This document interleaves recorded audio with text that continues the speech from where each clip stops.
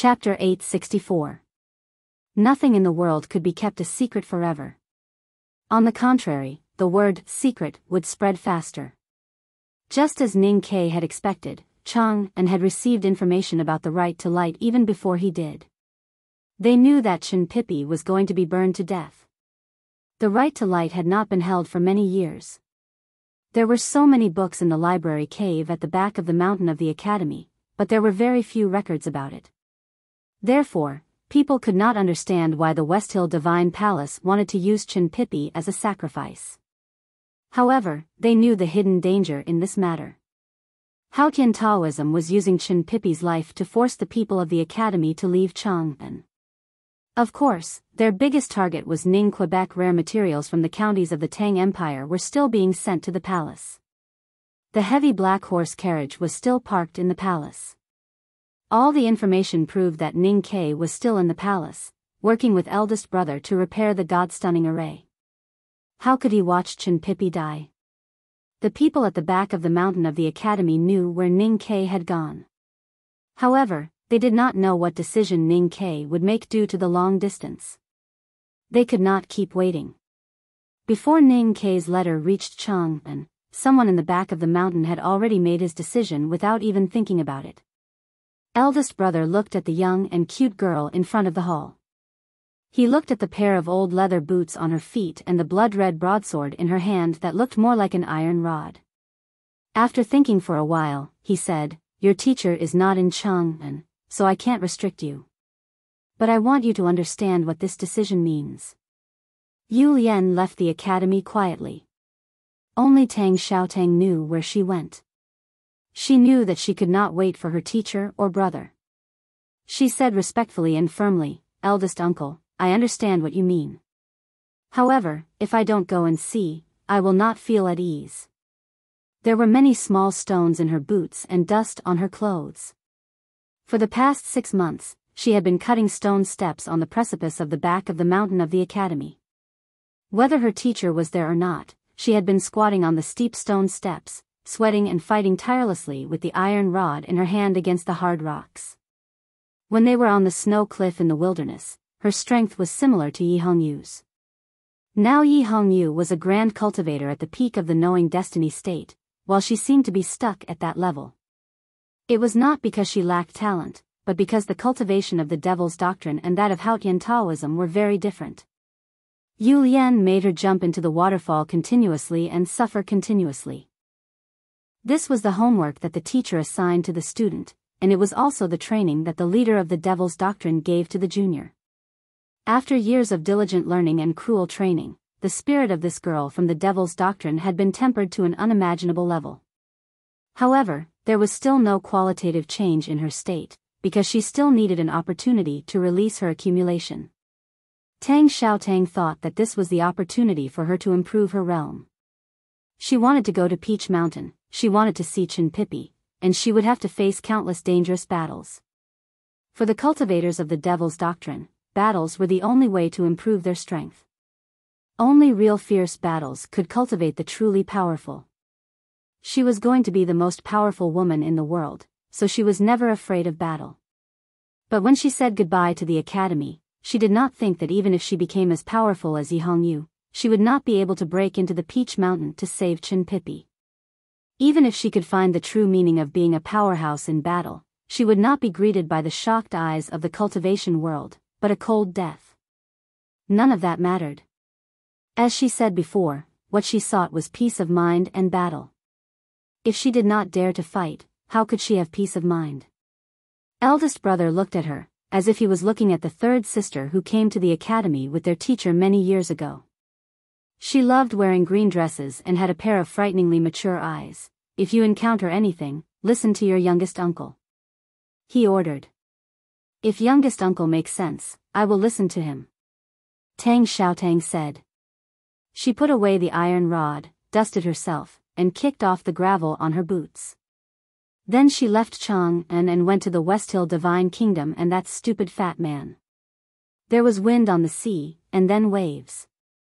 The blue sea water kept stirring, looking very uneasy. So there were many uneasy clouds in the blue sky that reflected the color of the sea water. A black wooden ship broke through the waves from the depths of the sea. None of the fishermen on the shore or the laborers on the docks could see clearly where the black ship had been. They couldn't help but have an abnormally strong feeling, as if the black ship had suddenly leapt out of the sea from the netherworld. The black ship slowly approached the shore, and the women selling water and food kept shouting. The strange feeling was not as important as survival. But there was no response from the ship. After a while, more than 10 people walked down from the black ship, carrying water and food in their hands, and began to distribute them to the poor on the shore. There were men and women, old and young. The common characteristic was that their skin was very dark, and they wore the common wide-brimmed bamboo hats. They were no different from the fishermen on the South Sea. But what was particularly eye-catching, or rather, glaring, was that they were all wearing red divine robes. The people on the shore were not wrong. The style of the divine robes was a little old, and the cloth looked a little old. But the insignia that no one dared to forge was absolutely real. Compared to the ordinary divine robes of the West Hill Divine Palace, the only difference was probably the black ribbon around their waists. The difference between the divine priests and deacons in the West Hill Divine Palace was very strict. The red-robed divine priest was a very important figure, especially in the secular world. Usually, a small country would have a red-robed divine priest, and the great river kingdom that the town belonged to only had 3 red-robed divine priests. And the dozen or so men and women who looked like fishermen were all wearing real red divine robes. Could it be that they were all red-robed divine officials? How could there be so many bigwigs in the remote South Sea? The people in the town found it hard to believe. What was even more unbelievable was that these red-robed divine priests actually condescended to personally distribute food to the poor. When had the divine priests in the divine hall ever done such a thing? The news that more than a dozen red-robed divine priests appeared in the South Sea town quickly spread throughout the Great River Kingdom. When the king of the Great River Kingdom and the representative of the Black Ink Garden rushed to the seaside day and night, they found that the red-robed divine priests had already left, and no one knew where they went. These red-robed divine priests, who looked like fishermen, began to silently walk north after landing on the shore. They purposely chose remote paths to walk, and sometimes directly crossed the mountains and forests, as if they were worried about disturbing the ordinary people. They stayed overnight by the stream and ate the small salted fish they brought with them. Even if they wanted to ask the people for rice, they would pay. Even if they met the most devout Hautian believers on the road, they would not accept the gold and silver offered by the other party. Although they wore divine robes, they were not similar to the arrogant divine priests in the West Hill Divine Palace. Instead, they were more like the ascetic monks in the Ueluan kingdom, walking silently with pride. One day, these people came to the Xiaoming Lake not far from the Black Ink Garden to take a rest. A young girl raised her head, looked at the beautiful Mogan Mountain, and said, "Is this the legendary Black Ink Garden?" Probably because they fished in the South Sea all year round and were exposed to the wind and sun, these people in red divine robes all had very dark skin, and a little rough. This young girl was very young, and her skin was relatively light and smoother. Her eyebrows were thick and straight like knives, revealing a healthy and strong aura. A tall and thin middle-aged man said, "Yes." The young girl looked at the looming pavilion in the Mogan Mountain and said, "When I was a child, I heard from my uncle that there was a famous divine talisman master here. A few days ago, I heard that his female disciple had also become a divine talisman master. It seems to be a good sect. Should we destroy the Black Ink Garden along the way?" The divine talisman master was an extremely powerful existence in the cultivation world.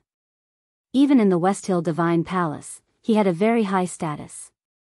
It was not easy to defeat a divine talisman master, not to mention that the Black Ink Garden had the master of calligrapher and now Mo Shanshan. The young girl looked only 17 or 18 years old, but she actually said that she would destroy the Black Ink Garden along the way. Even if she had started cultivating in her mother's womb and could sense the initial awareness state before she was born, there was no reason for her to make such a bold statement. What was more incredible was that when she said that she would destroy the Black Ink Garden along the way, her expression was so normal and natural, as if she was just talking about who should sleep in which tent tonight. If other cultivators heard the words of the young girl, they might be shocked speechless, but it was more likely that they would laugh at her shamelessly. However, the people by the lake did not show any strange expression, as if it was a matter of course for them to destroy the black ink garden. Some of them even looked at the young girl with a doting expression, as if they would immediately go to the black ink garden as long as she was willing. The tall and thin middle-aged man looked at the young girl and shook his head. He said, "Little you, don't mess around. Now we have something important to do. Let's go back to Peach Mountain first." Hearing the words, "Go back to Peach Mountain," the young man's dark face became happy and proud. Even the most taciturn old man smiled. The Rite to Light was the grandest sacrificial ceremony in the West Hill Divine Palace and the grandest festival in the world of Hautian. The last Rite to Light was so far away that it had left people's memory. Today's Rite to Light undoubtedly attracted the attention of all believers, and also welcomed the most distinguished guests in the world. Offerings from various countries were continuously sent to the West Hill Divine Kingdom. Although those rare treasures were not qualified to be the main offerings of the Rite to Light, they were enough to satisfy the Divine Hall. Some of the most devout believers of Hautian came to the West Hill Divine Kingdom after hearing the news of the Rite to Light. They had been worshipping the mountain since spring. Other than these people, the House of Red Sleeves and other dance troupes from Chang, and were the first batch of people to participate in the Rite to Light. They were arranged by the Divine Hall to practice dancing and etiquette every day. Most importantly, their singing and dancing performances had to go through a lot of tests. A letter from Chang and was sent to the garden, and then to the sweet potato shop in the small town. Then it was brought back to the book hall of the Revelation Institute by Ning, Quebec. After reading the letter personally written by eldest brother, he did not do anything else. He did not go to the precipice to see Chin Pippi. Just like everyone else in the world, he quietly waited for the Rite to Light. Chapter 865. In order to participate in the Rite to Light, countless believers of Hautian poured into the West Hill Divine Kingdom from all over the world. Envoys from various countries arrived one after another. They were arranged by the Divine Hall to stay in the gardens and halls around the Peach Mountain. Those with high status were arranged to stay in the Revelation Institute. Lu Yiqing represented the Sword Garret of South Jin Kingdom. Ning Ke stood on the cliff and looked at the blind swordsman who was brought into the Revelation Institute by Priest Moli. He recalled the battle outside the academy's side gate years ago and could not help but feel a little emotional. Lu Yiqing had been a nobody in the first half of his cultivation career. He only became famous after he was summoned back to the Sword Garret. Many people thought highly of his talent in swordsmanship. Second brother even said that if he did not miss the opportunity, he could possibly reach the level of his brother, the Sage of Sword, Lu Bai. Lu Bai also thought highly of him and asked him to challenge the Academy's disciples who had entered the human realm in Chang and to sharpen his mind. He did not hesitate to lose to gain something. However, the judicial department of the West Hill Divine Palace did something and the challenge became a battle of life and death. Ning Ke, who broke out of seclusion, blinded him. An ordinary cultivator would not be able to recover from such a heavy setback. However, Lu Yiqing lived up to Lu Bai's expectations and second brother's comments. After he was blinded, he cultivated in the Sword Garret for several years. His cultivation state and mind improved by leaps and bounds, and he entered the knowing destiny state like a sword cutting through bamboo. From this point of view, his eyes being blinded by Ning Ke might be the so-called opportunity that second brother had once mentioned. During the battle in the Verdant Canyon, Lu Bai had chopped off the second brother's right arm and suffered serious injuries. He had returned to the Sword Garret to recuperate. Now, Lu Yiqing was in charge of the affairs of the Sword Garret. It was rumored that the Sword Garret had killed the emperor of the South Jin Kingdom in a fit of rage. Ning Ke had met Qing Jiqing, a powerhouse in the knowing destiny state of the Sword Garret in the Lank Temple. However, he was not in the Sword Garret today. It seemed that Lu Yiqing's position in the Sword Garret had been stabilized. He was still puzzled because the Sage of Sword, Lu Bai, did not come. Although it was rumored that he had not recovered, the Rite to Light was a big event. As a visiting professor of the Divine Hall, Liu Bai should be there in person. Then, Ning Ke saw the delegation from the Golden Tribe Royal Court. The delegation of the Golden Tribe Royal Court only had one carriage. In the carriage sat an old man with wrinkles all over his face. The carriage was not pulled by a horse, but by a strong grassland man with muscles as hard as stone. He looked extremely shabby. However, after knowing the identity of the two, no one felt that the scale was shabby anymore, because the old man in the cotton shirt in the carriage was the most respected national master of the Golden Tribe Royal Court, Master Bao Ding, and the strong grassland man pulling the carriage was General Lebu, the #1 martial arts master of the Golden Tribe Royal Court. Even if there were only two of them, it was enough to show the Golden Tribe Royal Court's respect for the divine halls of West Hill and the importance they attached to the right to light. What shocked the divine halls the most was that the national master of the Golden Tribe and Lebu came to West Hill directly through Tang instead of going around Yueluan. Ning Ke had met the nation master of the Golden Tribe Royal Court in the wilderness and knew how unfathomable this seemingly ordinary old man's state was. He did not even dare to look at this old man. The Yan Kingdom's diplomatic corps had also arrived.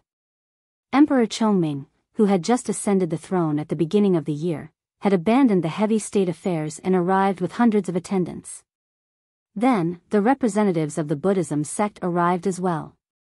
Monk Guanhai, the abbot of the Lank Temple, came alone. Monk Wu Dao was nowhere to be found. Many iron staff ascetic monks from the White Tower Temple also came. What made Ning Ke most wary was that the Xiankong Temple in the distant West Wilderness had also sent a representative. It was Qin Yan, the world wayfarer of the Buddhism sect. The noblest royal family and the most powerful cultivators had all arrived at the West Hill Divine Kingdom to participate in the Right to Light. The scale of the event and the grandeur of the rules far exceeded the Yulan Hungry Ghost Festival at the Lank Temple. Only the Tang Empire did not send an official delegation.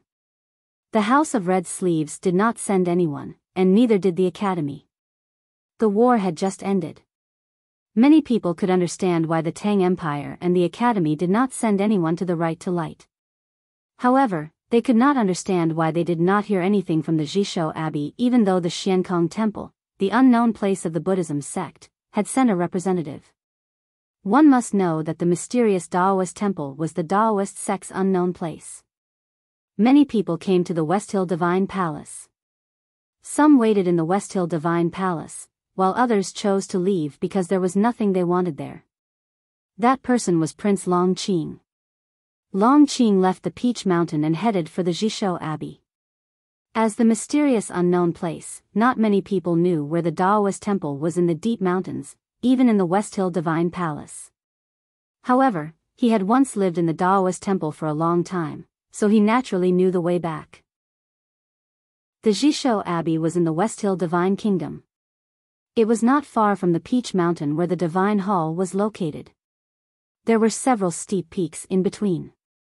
When the weather was good, one could even see the Divine Hall in the sunlight from the abbey. Long Qing turned his gaze from the Divine Hall and looked at the ordinary and even shabby Taoist door in front of him. Just like the last time he came, the wooden door of the Daoist temple was still tightly shut, and no sound could be heard from inside. The Jishou Abbey was the unknown place of Taoist sect, so it was naturally not as ordinary and shabby as it looked. There was an extremely powerful Taoist divine array in the abbey. When the array was activated, one could not climb over the walls or through the windows. One could only enter through the door of the abbey. When the door was closed, no one could enter or leave. The Taoist temple would then become a prison, with the sky as the cover and the ground as the paving. No one could escape. After the Jishou Abbey appeared in the human world, no one other than the headmaster of the academy could easily break into it. Last autumn, when the eldest brother of the academy and the abbey dean fought with the distanceless state, they had come here and left instantly.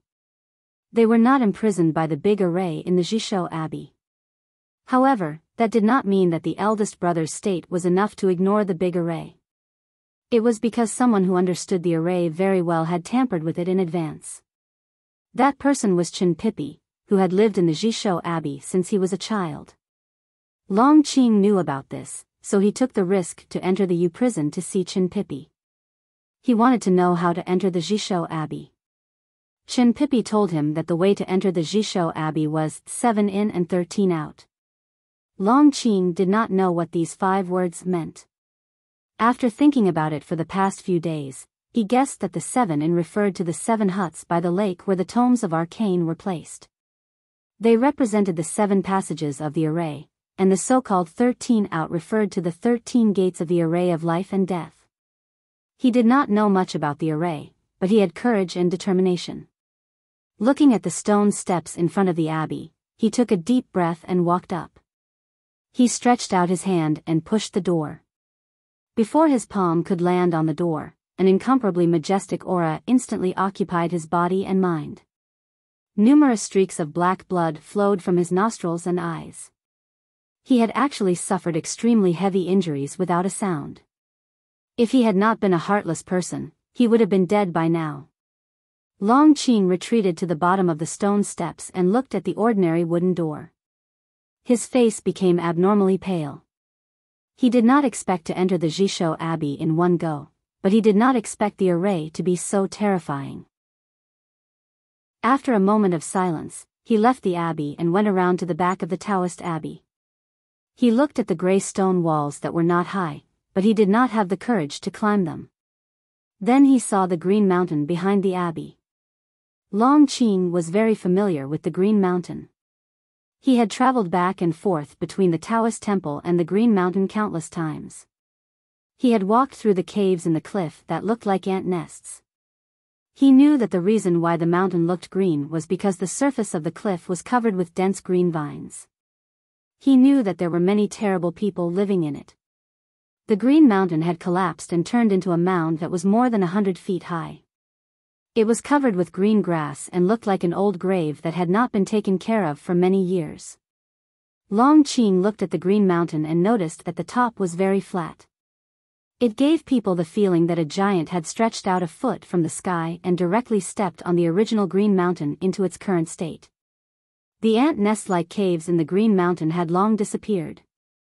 The peerless powerhouses of Haotian Taoism who had once lived in those caves had all turned into ashes in the big tomb.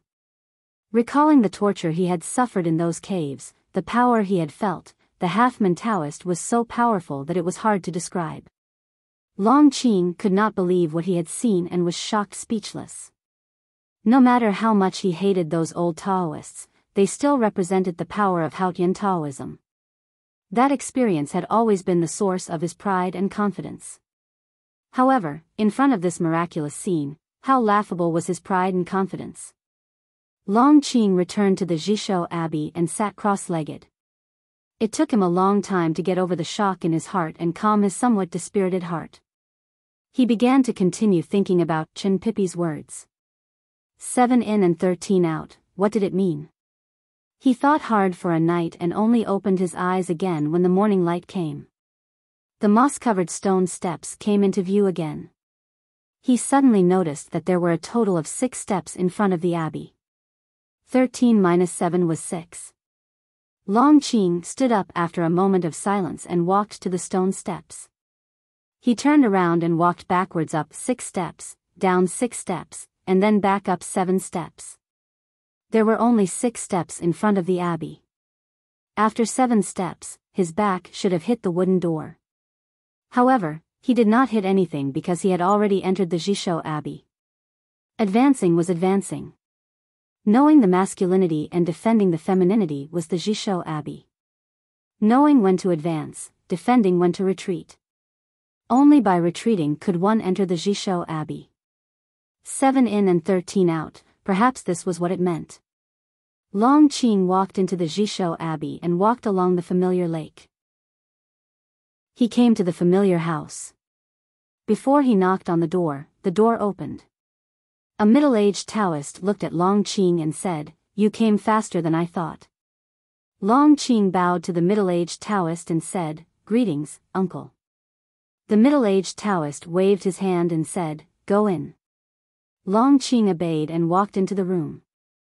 He smelled a faint stench, which came from the person on the bed. He had smelled it before in the black wind in the south of Chang'an City.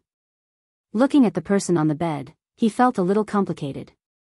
However, his expression did not change. He walked to the bed and knelt down with his forehead on the ground. He said, "I am useless. Please punish me, master. I will try to finish the next chapter before 2 o'clock. To be continued. If you like this work, please come to Chidien.com to vote for me. Your support is my greatest motivation." Chapter 866. The person on the couch was the Abbey Dean. He used to be invincible, but now he was plagued by evil. He looked like an ordinary old man who was about to die, but his eyes were still so calm, as if he could see through everything.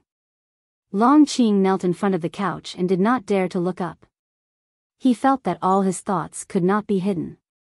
"I am not as good as the headmaster, and you are not as good as Ning Quebec. This is natural."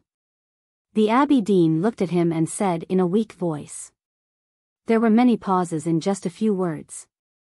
Long Qing looked up and did not dare to look into his eyes, nor did he dare to look at the deep or shallow knife marks on his face. His eyes fell on the layout of the quiet room. It was a very simple quiet room, similar to the prison cells in the U prison in Peach Mountain. What surprised him was that he did not feel any inhibition in the Jishou Abbey. The Abbey Dean looked at the expression on his face and knew what he was thinking. He smiled and said, "In Chang'an, I understood the word tranquility and rejected the will of Haotian at that moment. That was extremely disrespectful, so Haotian didn't let me die. Instead, he let me experience this pain with my life." You're right. There is no inhibition in the Abbey, only the will of Haotian. I'm like a prisoner now.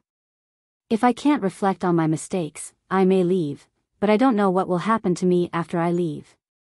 The big tactical array in the Jishou Abbey could stop outsiders from entering and leaving, but it could not stop Chen Mao from entering and leaving. Haotian did not place any restrictions on him. His restrictions came from his respect for Haotian and his regret for the mistakes he had made. This lack of restrictions was the greatest torture. Enduring the stench of the bed, Long Qing said humbly, "I will accompany you to take care of you. After you recover, you can at least go to the lakeside." The Abbey Dean said, "I thought that your eyes would immediately turn gray when you entered the room. I did not expect you to be much more patient than before." There was only one skill in the world that could turn a cultivator's eyes gray. It was the gray eyes Taoism skill recorded in the Sha hand scroll of the tomes of arcane and originated from the practice of Tao Tai of the Devil's Doctrine. Long Qing knelt down again and said in a trembling voice, "How dare I have such a rebellious idea?" The Abbey Dean looked at him and said with a smile, "Half man Taoist was half a master to you. Didn't you suck him dry? The word treason is the most suitable word to describe you." Long Qing clearly knew that the Abbey Dean was now a cripple and that he could kill him with just a finger. However, he still did not dare to raise his head in fear. It was not because Chen Pippi had told him in the U prison that the Abbey Dean no longer had any psyche power and that it was useless to use the gray eyes. It was because he was really afraid. Back then, on the shores of the South Sea, he had already decided to be an ordinary merchant and live the life of an ordinary person. However, when he saw that wooden boat on the surface of the sea, he finally understood his unwillingness. A black peach blossom grew on the side of the wooden boat, gently trembling in the slightly fishy sea breeze. He had learned from the Abbey Dean and was sent back to the Jishou Abbey. He had a series of adventures and finally recovered his power. A black peach blossom also grew on his chest, covering the hole that Ning Ke had pierced through. For him, meeting the Abbey Dean on the shores of the South Sea was the greatest lucky chance of his life. However, it was also from that day onwards that the black peach blossom on his chest could only tremble in the wind of the South Sea. He had indeed thought of using the gray eyes to directly devour the Abbey Dean's cultivation state.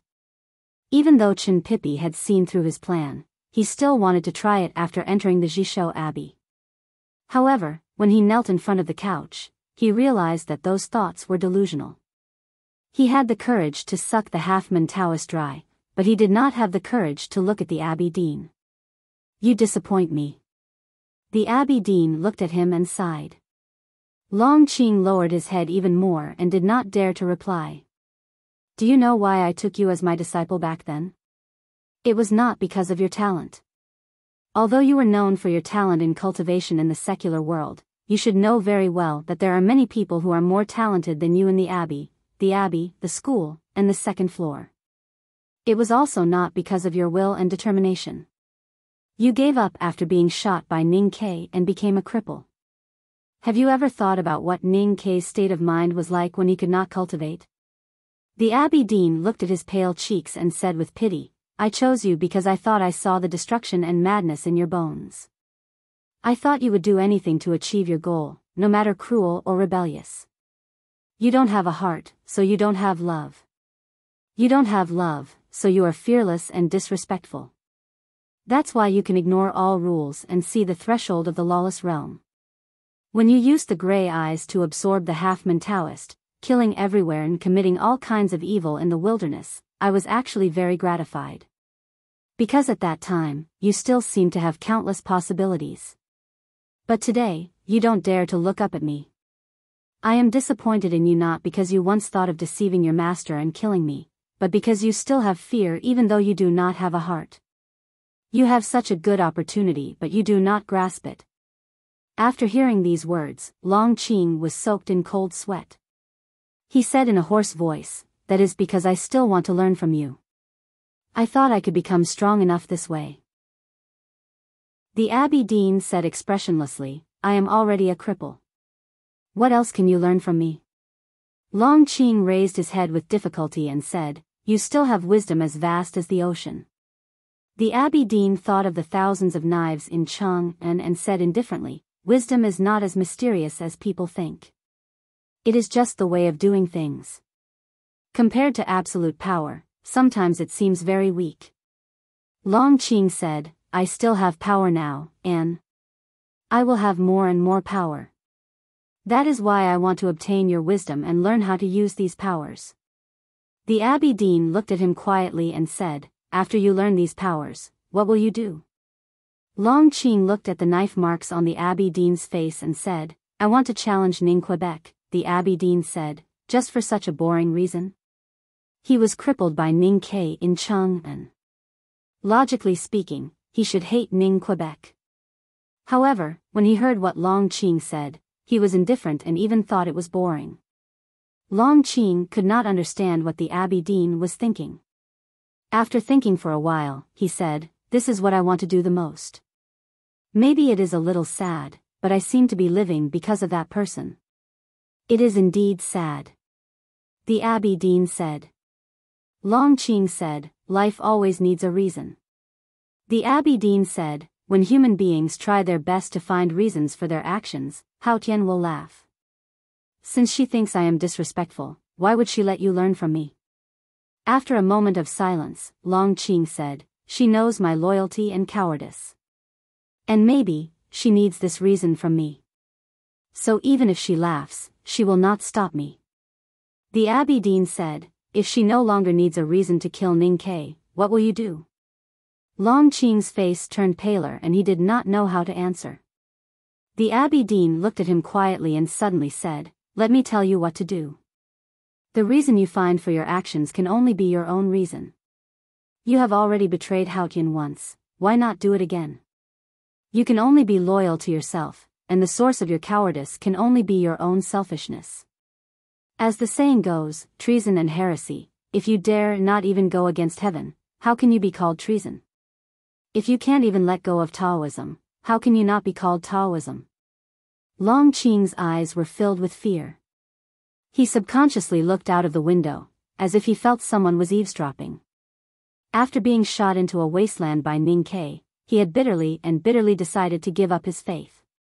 When he swallowed the half-man Taoist with his gray eyes and jumped off the cliff, he had also decided to stand on the side of darkness and no longer follow the footsteps of light. However, in the end, he found that the darkness he chose was still the darkness of Hao Tian. At that moment, he felt unprecedentedly relaxed, and his respect for Hao Tian became even more unshakable. Don't worry that she can hear us. The abbey dean said, Hao Tian is omniscient and omnipotent. That is because she stands high enough above the human world. After coming to the human world, she is just a little higher than us. Long Qing seemed to understand, but he still could not hide his fear. The Abbey Dean slowly reached out his left hand in front of Long Qing and said, "Go back to your room." Hearing this, Long Qing was sure that the Abbey Dean was willing to let him cultivate in the Jishou Abbey. He was overjoyed and quickly took out the Sha hand scroll of the tomes of arcane that he had stolen. The Abbey Dean did not take the tomes of arcane and said, "The 7 tomes of arcane are the weapons that Haotian gave to Taoism. The so-called weapons are knowledge and wisdom. Since you want to learn my wisdom, this tomes of arcane is in your hands. You can also read the other 5 tomes of arcane. I want something else." Long Qing vaguely understood what the Abbey Dean wanted, but he did not understand why. He took out the black peach blossom and respectfully placed it in the Abbey Dean's hand.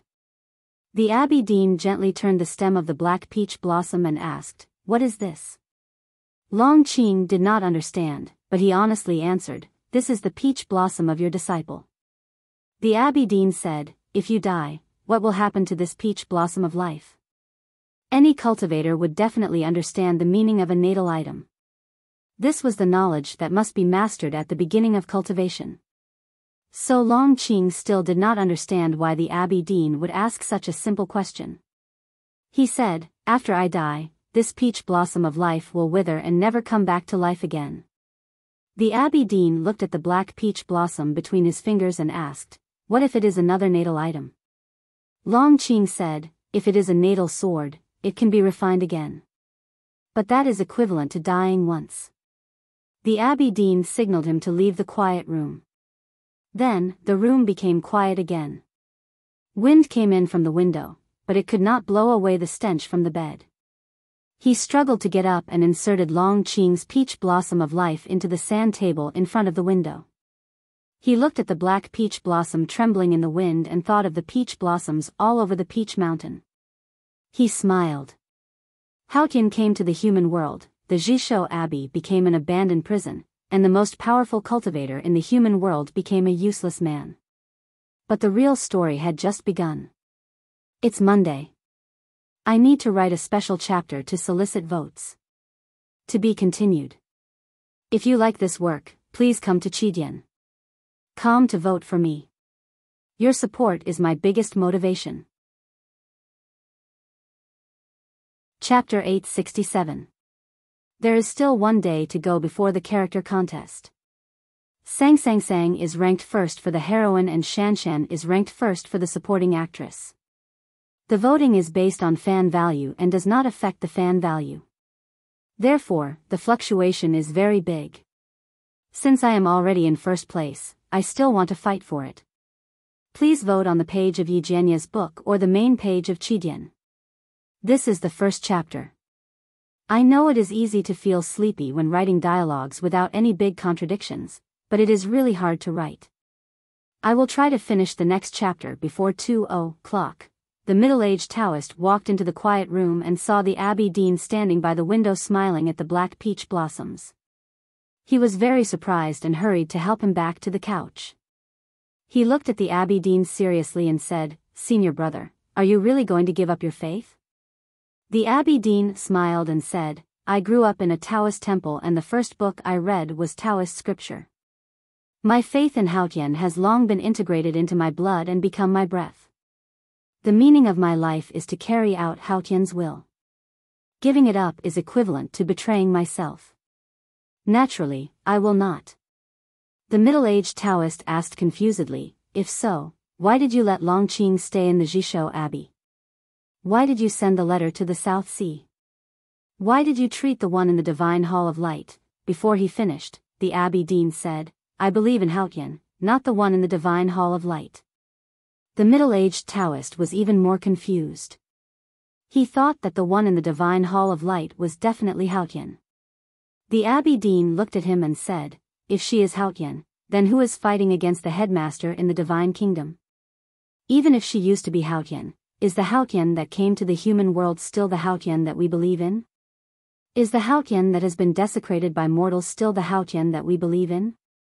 The middle-aged Taoist said in a trembling voice, "Faith does not allow any doubt." The Abbé Dean said, "What is piety?" Piety is loyalty to faith. What is loyalty to faith? It is not only loyalty to the object that we believe in.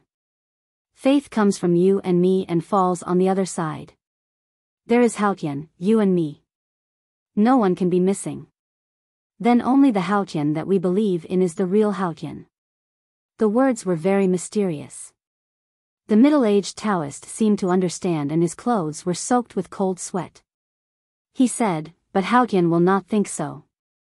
I told Long Qing before that since she has come to the human world, she is no longer omniscient and omnipotent. Now that I think about it, the headmaster of the academy is indeed a great person." The Abbé Dean looked at the sky outside the window and said with emotion. The middle-aged Taoist said, "However, no matter how great a person is, he cannot defeat Haotian. Is death really that scary? Is the goal of human cultivation to have self-awareness and eternity? The drunkard and the butcher think that they are immortal because they have their own divine kingdom. In my opinion, it is not true." The Abbé Dean said, "Haotian is not a life, so it has the property of eternity. Every beginning should have an end, and every life should return to the non-life eternity. If life wants to be eternal, then it can only become a completely different form of existence, and how is that different from death?" The middle-aged Taoist asked, "Then why do we cultivate Tao?" The Abbé Dean thought of the thousands of knives in Chang'an and the things that were filled with the taste of the human world. He thought of himself landing by the lake in the south of the city and the fish struggling in the puddle beside his face. He said, "Cultivation is for enlightenment and liberation. Only in this way can one obtain peace and joy at the end of life." The middle-aged Taoist frowned slightly and asked confusedly, "Should all the cultivation sects in the world take this path?" The Abbé Dean said, "People in the academy live recklessly and casually, and they will eventually go against heaven's will. They can face death calmly because they believe that they did not let down their lives. But only the truly powerful can live like them. The ordinary people in the world are like pigs and dogs. How can they face the end as narcissistically as they do?" Neither the headmaster of the academy nor Kuharan have ever considered these problems. However, Haotian Taoism has always been considering these problems because we know that we are all pigs and dogs under Haotian. Therefore, we must find a way for ordinary people to face the end peacefully. The middle-aged Taoist understood and said, "That is the belief in Haotian and the hope for the divine kingdom." That's right. It is never Haotian who wants us to believe in her, but we need to believe in her. I also need to believe in her. But I only believe in her in the divine kingdom, not the one over there. The Abbé Dean looked at the direction of the divine halls of West Hill in silence. The middle-aged Taoist asked after a moment of silence, "What should we do with Long Qing?" The Abbé Dean withdrew his gaze and looked at the black peach blossom on the sand table in front of the window. He said, "I am really disappointed in him. He has experienced so many setbacks and tragedies, but he still could not have the courage or desire to challenge the rules. Even if he reads all 7 volumes of the tomes of Arcane, no matter how diligent he is and how blessed he will at most become the second drunkard or the butcher after hundreds of years. What is the point of that? The drunkard and the butcher are the only grand cultivators in the world who had experienced the everlasting night. They were the most senior in the cultivation world and had the most unfathomable states. They only showed up in Chang'an and forced the Academy and the Tang Empire to sign a humiliating peace treaty with the divine halls of West Hill. But according to the Abbé Dean's words, even if Long Qing had become such 2 people, he still would not be satisfied. That was really unexpected. The middle-aged Taoist was silent. He knew very well that the drunkard and the butcher were not in his senior brother's eyes. Before the Abbé Dean came to Chang'an, he already had the peerless states of Taoism, Buddhism and the Devil's Doctrine. After understanding the state of pureness, he even felt that the drunkard and the butcher's states of mind were so rotten that they could not even be mentioned. He only had eyes for the headmaster. His life's pursuit or goal was to touch the headmaster's state of no rules. It was not the limitless state, but the limitless state. Because of his faith, the Abbey Dean could never understand the word limitless state. That was why he took Long Qing as his disciple, because Long Qing had the hope of breaking through and building up again. Because Long Qing had once betrayed his faith, he hoped that Long Qing could have the chance to walk on that path. Unfortunately, he did not succeed. This is a very cliché story. But it is the same for any story. The Abbey Dean said, Hao Tian had foreseen the stories that are happening in the human world many years ago. That is why she gave the 7 volumes of the Tomes of Arcane to the human world. I am not talking about the prophecy on the Ming hand scroll, but the names of the 7 volumes of the Tomes of Arcane. The middle-aged Taoist had been in charge of the 7 volumes of the Tomes of Arcane in the Jishou Abbey. Naturally, he knew the names of the 7 volumes of the Tomes of Arcane. He said in a trembling voice, "The sun sets and the sand shines, and the sky opens up." The Abbey Dean looked at the sky outside the window and said expressionlessly, "Yes, she wants to open up the sky again." The middle-aged Taoist looked as if he had suffered a heavy blow. He said with a pale face, "Then what should the human world do?" The Abbey Dean ignored his shock and uneasiness. He slowly closed his eyes and continued, "She wants to return to the kingdom of Hao Tian, so the divine hall holds the right to light. She wants to use the pure blood of the Qin family for tens of thousands of years as a sacrifice to open up the path to heaven. However, she will definitely fail, because the Academy will go to the Peach Mountain. Even if the people of the Academy have already reached the Peach Mountain, the Academy will also fail, because she knows everything. She has been waiting for the people of the Academy on the Peach Mountain. But she will also fail, because she thinks she can do it, but in fact, she can't. So in the end, everyone will fail, and no one will win." This passage seemed to be telling a story that had already happened, but in fact, the story had not happened yet.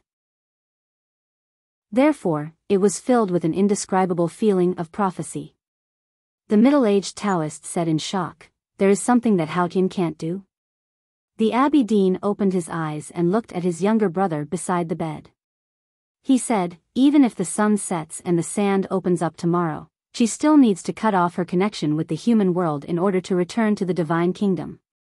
However, she doesn't understand that the aura of the human world left in her by the headmaster of the Academy and her connection with the human world are not so easy to cut off." The middle-aged Taoist was sweating profusely, thinking that what his senior brother said today was extremely disrespectful to Hao Tian. He said in fear, "Hao Tian knows everything in the world, and she naturally knows what you want to do, senior brother." The Abbey Dean said indifferently, "Now, even I don't know what I will do." Even if she knows everything, how can she know something that doesn't exist?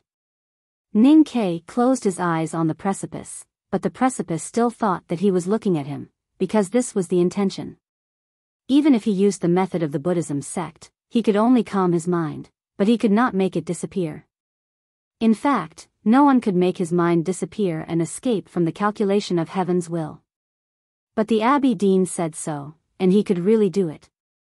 Because even though he was now a useless person, he was still a useless person in the state of pureness.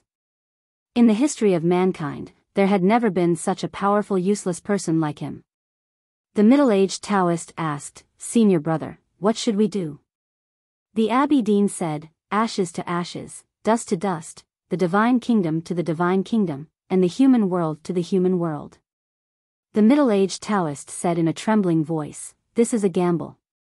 The Abbey Dean looked at him and said, "Do you know why the Jishou Abbey requires 7 entries and 13 exits to enter?" The middle-aged Taoist shook his head. The Abbey Dean said, "That's because before the everlasting night, the first Abbey Dean of the Jishou Abbey was a gambler before he started cultivating. He was always troubled by the interest of 7 entries and 13 exits." It was the first time that the middle-aged Taoist heard about the background of the founding master of Haotian Taoism, and he was stunned and speechless. He founded Haotian Taoism after he achieved great success in cultivation. He could have been free, but he still pitted the people. So he chose Haotian on behalf of mankind and became our faith. From that moment on, the human world we live in became the world of Haotian. We were protected by Haotian and survived for tens of thousands of years. The Abbey Dean said, "This is the most impudent gamble in the human world. Haotian Taoism has gambled on behalf of mankind for countless generations. Why shouldn't I continue?" The middle-aged Taoist was silent for a long time and said, "That's why Haotian Taoism needs to be wary of her." The Abbey Dean said, "That's right. If she can't cut off her relationship with the mortal world, we have to do it for her. If even Haotian Taoism can't do it, then we have to find a way to cut her off as well." The middle-aged Taoist said, "What about Pippi?" The Abbey Dean said, "He is also a disciple of Haotian Taoism. If he can really help her return to the divine kingdom and restore Haotian, then his death will be meaningful. If the right to light turns out to be a joke, he won't die. If he doesn't die, then he will have a great lucky chance. My blood flows in him, and he is a student of the headmaster of the academy. Whether he lives or dies, he will not be mediocre. If you like this work, please come to Chidian. Come and vote for me. Your support is my greatest motivation." Chapter 868. Because of the right to light, powerhouses like the National Master of the Golden Tribe Royal Court and Qin Nian of the Xiankong Temple had come to the divine halls of West Hill. Ning Ke would not be able to resist any one of them. That was why he had kept a low profile and spent most of his time in the Revelation Institute. He did not even go to the precipice. According to his style of doing things, he should not have put himself in such a dangerous situation. In fact, according to his original plan, he would only stay for a month at most after sneaking into the West Hill Divine Palace. He would start his attack before the right to light officially started. However, he did not expect the situation to change so suddenly. Chen Pippi was imprisoned in the U prison by the West Hill Divine Palace, so he could only wait. Before he left Qinghe Prefecture, he had told Wang Jinglu that he would be back in a month at most. Now that it was autumn, he could not leave. He had to send another message to Qinghe Prefecture to ask Wang Jinglu to wait a little longer. As for Wang Jinglu's arrangements, he had no choice but to ignore it for the time being. It was already night. He returned to the Revelation Institute and took out his arrow box and iron cutlass. He walked along the path behind the Revelation Institute to the front yard of Peach Mountain. The front yard of Peach Mountain and several divine halls on the peak formed a straight line. The front yard was extremely wide and could accommodate tens of thousands of believers at the same time. It was the place where the right to light would be held. The deacons of the divine halls were tidying up the place. Not far away, several high-level array tactical masters were reinforcing the front yard. They must have arranged some dazzling miracles for the right to light. Ning Ke was wearing the uniform of a servant of the Revelation Institute. He looked like a servant in black and did not attract any attention. Although the front yard of Peach Mountain was heavily guarded, his speed and reflexes had long surpassed that of ordinary people. He sneaked into the forest on the left and buried the arrow box and iron cutlass in the soil on the side of the yard. He brushed off the dirt on his clothes and looked at the countless torches in the night. He looked at the nervous deacons of the divine halls and imagined the grand scene of the right to light in a few days. Even he began to feel nervous. Then he looked at the 4 divine halls on the peak and frowned slightly. Tonight, he did not look at the divine hall of light. Instead, he looked at the black divine hall of judgment on the edge of the cliff. The divine hall of judgment was a little far from the other 3 divine halls. It was cold and lonely. His last resort was the seat of heavenly black jade in the divine hall of judgment. However, it was too risky for the woman on the seat of heavenly black jade. Therefore, he could not make up his mind. As time went by, Chen Pippi was about to be burned to death. He heard that Yi Hongyu had been meditating in the hall ever since she returned to Peach Mountain from Chang'an. He had not seen her since he came to the West Hill Divine Palace. Since he could not meet her by chance, he had to go and have a look. It was already autumn in Qinghe Prefecture. Wang Jinglu received the secret letter from Chang'an and was silent for a long time. Then, he put on the bamboo hat again and left his residence in the carriage. He came to an ordinary house in Yangzhou City. Wang Jinglu Academy kept coughing. He stood outside the door for a while to make sure there was no ambush. Then he walked into the house and put the medicine on the table. He asked, "What do you think?" A young man was lying on the bed. His thin cheeks were very pale and he looked very haggard. The smell of medicine in the house could not completely cover the smell of blood behind the bed. There was a pile of gauze stained with blood behind the bed. The man was Cui Huasheng. He was a member of the Cui family. His wife, Qiu Fangu, was the youngest daughter of the former Ruyang Zhizhou of the Tang Empire. On the day of the rebellion, the Qiu family was destroyed by the rebel army and his wife died on the spot. Cui Huasheng was so angry that he made a speech in Yangzhou City. Finally, he was punished by the Cui family. He was beaten in the family temple and hung on a pillar for 3 days before he was released. The family rules of the Qinghe clans had always been strict. If Cui Huasheng was not the nephew of the clan leader, Cui Shi, he would have been beaten to death. Even so, he was severely injured. Even though he survived, the wounds on his body never healed. He could only lie on the sickbed and suffer like this. Cui Huasheng looked at the man in the bamboo hat and said in a hoarse voice, "If I want to go to Fuchin River and enter the Cui garden, it is not difficult, but I need time." Wang Jinglu took off his bamboo hat and said, "Why do you need time?" Seeing him take off his bamboo hat and reveal his true face, Cui Huasheng trusted him more. He said, "It takes some time to pretend to be remorseful and admit your mistakes. Otherwise, no one will believe you." Wang Jinglu nodded and said, "That makes sense.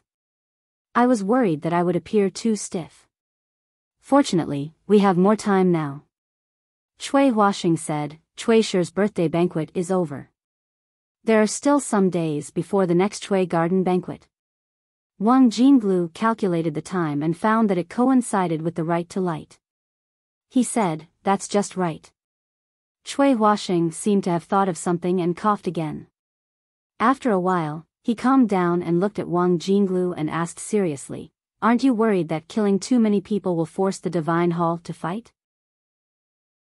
Wang Jinglu thought that as long as Ning Ke fought at the right to light, the war that had stopped for more than half a year would definitely start again. What was there to worry about?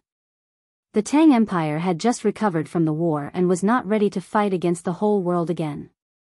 It still needed some time to prepare psychologically and in terms of resources. But the academy was ready for it. They believed that as long as Ning Ke could carry out the plan perfectly, the West Hill Divine Palace would not dare to start a war. What really worried the academy was the drunkard and the butcher, the 2 swords that had been hanging outside Chang'an. But it was also because of this that the academy was determined to carry out the plan. Only by doing so could they stop the 2 from fighting, even if it was only for a while. Eldest brother was not at the back of the mountain of the academy. He should still be in the palace, presiding over the restoration of the God-stunning array. 4th brother and 6th brother were also there as assistants. 3rd sister Yu Lian had gone far away after the battle. The rest were still in the long process of healing. Now the back of the mountain of the academy was under the command of 2nd brother. Jun Mo was a swordsman. If he wanted to protect the back of the mountain of the academy, he had to sharpen his sword. That was why he had been sitting under the waterfall behind the courtyard to sharpen his sword these days. He had been sharpening his sword day and night. Now he had worn through more than 10 hard stones, but he still could not calm down. It was like the sleeve on his arm swaying in the wind. Muyu walked to the lakeside with the food box in her hand. She looked at his empty sleeve and his neatly combed gray hair. She felt a little gloomy. Then she said gently, "The headmaster once said that Pippi was happy and knew his destiny. He must be blessed in this life. Youngest brother is in the Peach Mountain. You must save him." Jun Mo could not calm down. It was not because of his gray hair and broken arm. It was not because he had no hope of reaching the state of the headmaster or the youngest uncle. It was because Chin Pippi was going to die.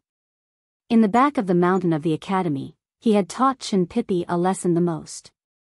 He had hit him with the academy rules the most and talked to him the most. He had a close relationship with Chin Pippi. The right to light was about to begin. Chin Pippi was going to die.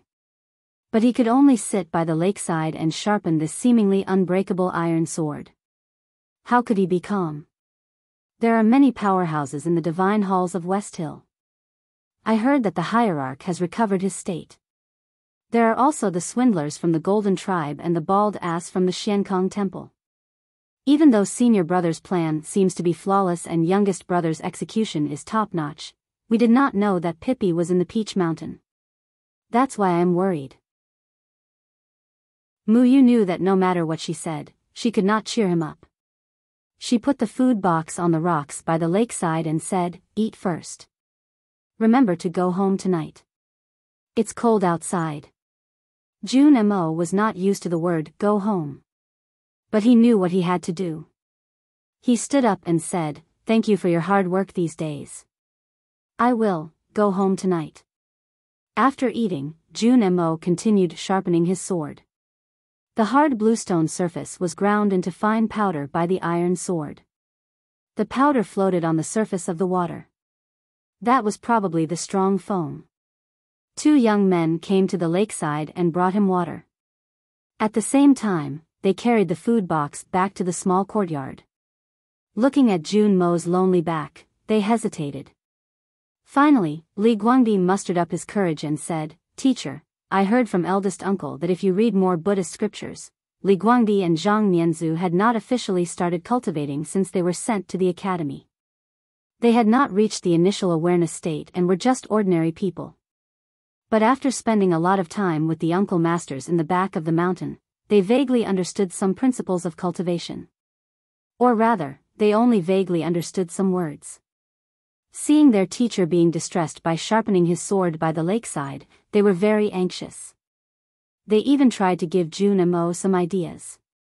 Li Guangdi's voice became smaller and smaller because he himself felt that he was talking nonsense. Moreover, they knew from the fifth uncle that their teacher hated Buddhism and monks. It was said that the stone statue of Buddha on the Hua mountain that crushed the Lank temple was cut down by his teacher with his sword. How could he ask his teacher to cultivate in Buddhism? Jun Mo did not look back or get angry. He said, "When we get to the small town, listen to Chao Xiao Shu. Even though you haven't started cultivating, you are disciples of the academy. You can't bring shame to the academy." Many years ago, when Ning Ke took the students of the academy to the wilderness for practice, he said the same thing. The request was simple, but it was also very stressful. The two young men thought about the upcoming journey and the things they had to do. They were a little afraid and looked at their teacher's back reluctantly. Zhang Nianzu hesitated and said, "Teacher, this time we may not come back alive." "Don't worry, we are not afraid, and we won't bring shame to the academy." It's just that, Jun Mo did not let his disciple finish his words. He turned around and looked at them and said, "As long as you want to live, you will. Even if Haotian asks me, this is the only answer I can give." That night, Jun Mo stopped sharpening his sword and returned to the small courtyard. Muyu made supper for him and brought breakfast the next morning. She sent Zhang Nianzu and Li Guangdi out of the cloud gate array and to the front of the academy. She kept reminding them. The two young men knelt down and kowtowed to her. Li Guangdi said, "Masteress, you'd better go back early. I am still worried about the teacher." Muyu smiled and touched his head. She did not leave until the horse carriage left the meadow. Since she was the masteress, she had to act like one. When she returned to the small courtyard at the back of the mountain, she realized that she should have come back earlier, just as Li Guangdi had said.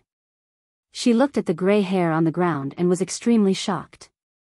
When Jun Mo raised his head from the well, her body swayed and she almost fainted. Jun Mo was very particular about his appearance. His hair was always neatly combed, no matter if it was black or gray. The ancient crown was always straight. Now his hair could no longer be combed as meticulously as before. He could no longer wear the iconic ancient crown, because he had cut off his hair. Try to finish the next chapter before 4:30. To be continued. If you like this work, please come to Chidian. Come to vote for me. Your support is my biggest motivation. Chapter 869. Muyu looked at Jun Mo's head and clenched her clothes tightly with her right hand. She bit her lips hard and said in a trembling voice, "What are you doing? Do you really want to practice Buddhism?" Jun Mo had just washed his hair by the well. The clear water dripped down from the top of his head and wet his clothes. Hearing the voice behind him, he didn't turn around and said, "It's okay to read some Buddhist scriptures." Muyu said in a trembling voice, "You respect your senior brother so much, but you don't listen to him when he asks you to read more Buddhist scriptures. They are just two kids who don't know how to practice. Why do you listen to them?" Jun Mo looked at the hair dregs on the ground beside the well. After a moment of silence, he said, "I hate the Buddhism sect the most in my life. But now that I think about it, I might have missed something." Muyu said sadly, "Just because you want to find a way to recover from the Buddhism sect, you want to become a monk?" Jun Mo turned around and looked at her. Seeing the tears on her face, he said, "When did I say I want to become a monk? I hate the Buddhism sect because those bald donkeys don't produce or serve their parents. How could I become a monk?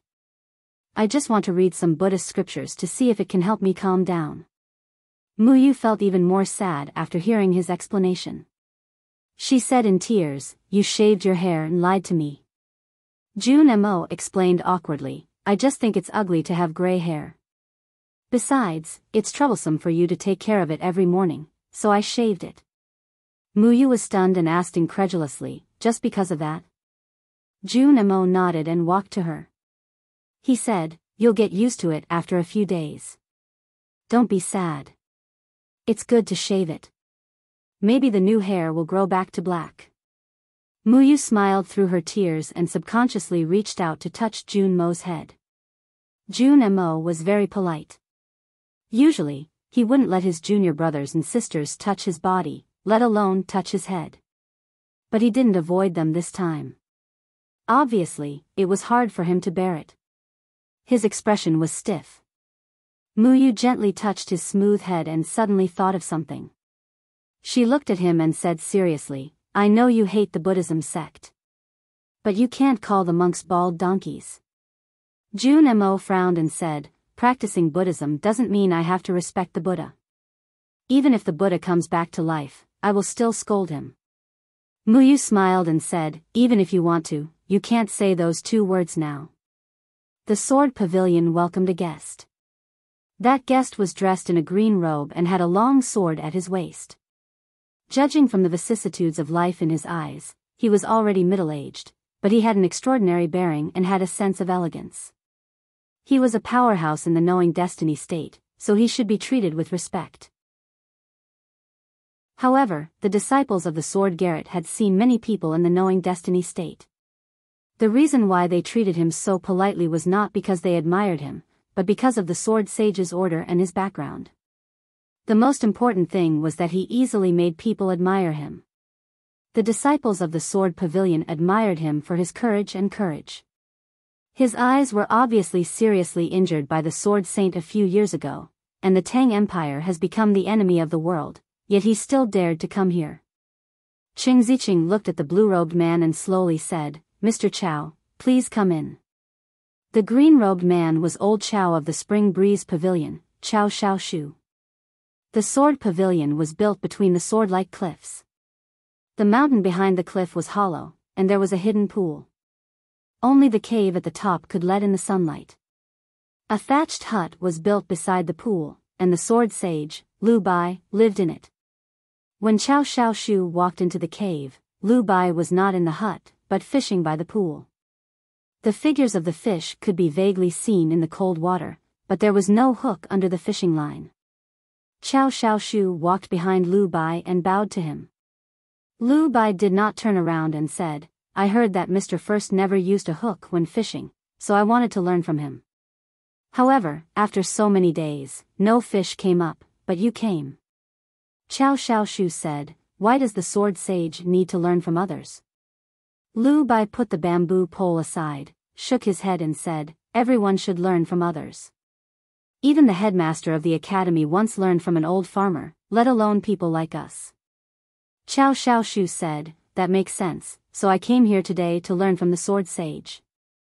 Lu Bai said coldly, a few years ago, you were in the imperial palace of Cheng and watching the lake of knowing destiny. After that, you passed by the South Jin kingdom and invited me to fight with my sword. For the sake of the Tang emperor, I gave you a sword, and you were blind for several months. Even if you have made progress now, how can you be my opponent? If you had directly entered the second floor of the academy, there might have been hope. Now that you say, learn from me, it is so arrogant and stupid. It does not sound like something you would say. You are like a great river in sword Taoism, and I am just a stream in the mountains. How can I compare to you? But water will always flow to the bottom, and the principle is the same. Qiao Xiaoshu smiled and said, I know very well that I am not qualified to challenge you, but I am going to do something, and I may lose something very important.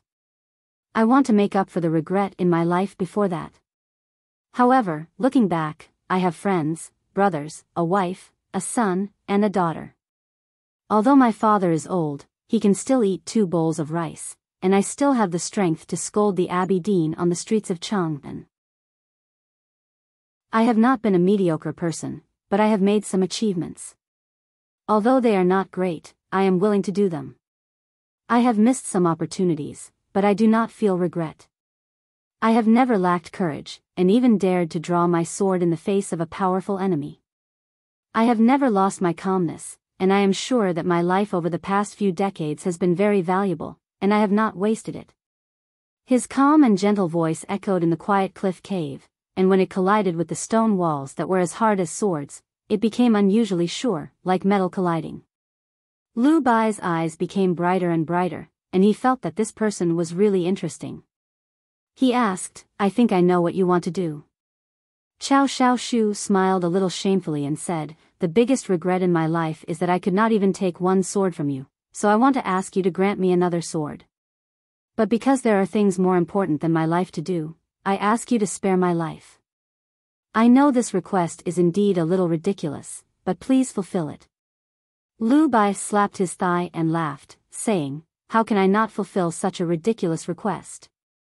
It was almost noon, and the sunlight finally shone from the top of the cliff cave of the sword hut, falling on the cold pond. The fish hidden in the water plants swam out happily, coveting the warmth that had not been there for a long time. After a while, these fish hid in the depths of the water plants in fear, because the sunlight in the cliff cave was suppressed by several stunning sword lights, and the sharp sword intent seemed to cut the pond water into countless pieces. For extremely clear sounds rang out, and then everything became quiet. Lu Bai sat by the pond, as if he had not moved. The ancient sword beside him had already returned to its sheath, as if it had not moved. There was only half of the broken sword left in Qiao Xiaoshu's hand, and 4 sword pieces scattered in front of him. Previously, he had divided one sword into 5, and 4 of them had blocked 4 of Lu Bai's swords, but he had still lost. Qiao Xiaoshu's face was slightly pale, and his chest was stained with blood, but his eyes were very bright, and his expression was very satisfied, because he had taken 4 swords. Most importantly, he had no more regrets in his life. Lu Bai looked at him, and suddenly narrowed his eyes and asked, are the Tangs so cruel to themselves? Lu Bai was the most powerful man in the world. In the past few years, he had even had countless opportunities to cross the threshold and enter above the 5 states, but he had been suppressing his state of mind and momentum in this cliff cave, until the Battle of Verdant Canyon, when he was stimulated by Jun Mo to use the strongest sword intent. Even if he did not want to cross the threshold, he still did. When one reached this state, he had an indescribable sense of everything in the world. At the moment when his sword intent invaded Qiao Xiaoshu's body, he knew what the Tangs were thinking. Qiao Xiaoshu looked at him and said with a smile, there are many Tangs who are as cruel as me. If the South Jin Kingdom and the Tang Empire join hands, and the Sword Garret and the Academy side by side, maybe even the heavens will be afraid of us. Lu Bai did not speak. Qiao Xiaoshu stood up, bowed, and then walked out of the Sword Garret. The autumn wind blew up his green robe that was cut by the sword wind, revealing the long sword wound on his chest and abdomen. The bloody stroke seemed to pierce through heaven and earth. His snow mountain and ocean of chi were all destroyed by Lu Bai's powerful sword intent. From then on, he could no longer cultivate, and could only be an ordinary person. However, the autumn wind blew gently, and he felt refreshed. Xiao Xiaoshu left the South Jin Kingdom and came to a small town on the border between the Song Kingdom and the Yan Kingdom. He bought a yard in the town, rented a house on the street, and started a painting and calligraphy business. Later, 2 teenagers from far away also came to the town and were hired by him to help him. The business of the painting and calligraphy shop quickly went on the right track. It didn't take long for even the nobles and celebrities in the county to know that an elegant merchant had appeared in the town. People only knew that the businessman came from Chang'an. He was elegant and unrestrained, and had an ancient style without arrogance. He was good at doing business, but did not use money. He welcomed customers, but did not bully the poor. He was like a refreshing breeze that made people feel relaxed and happy. Although he did not bully the poor, and even if beggars came to him, Xiao Xiaoshu would still give them money, and even personally pour tea for them. However, such an elegant business had to choose its customers. Even the most unreasonable beggars would be touched by his kindness, and would not dare to hold a porcelain bowl and drink tea every day. The butcher in the only butcher shop in the town, covered in oil, was not interested in appreciating the paintings and calligraphy. The butcher preferred to eat meat. The elegant business of painting and calligraphy were always related to tea and wine. The butcher was not happy to stay there, but the drinker was different. When the drinker found out that Xiao Xiaoshu was really good at appreciating these things, he refused to leave the painting and calligraphy shop. Every day, he discussed painting and calligraphy with tea and wine, and only returned to the butcher's shop when it was time to eat. When Xiao Xiaoshu walked into the small town, Lu Bai also left the sword garret and walked into the city of Linkong. Lu Bai's sword was the greatest pride and glory of the South Jin Kingdom for many years. In the city of Linkong, he was like a god.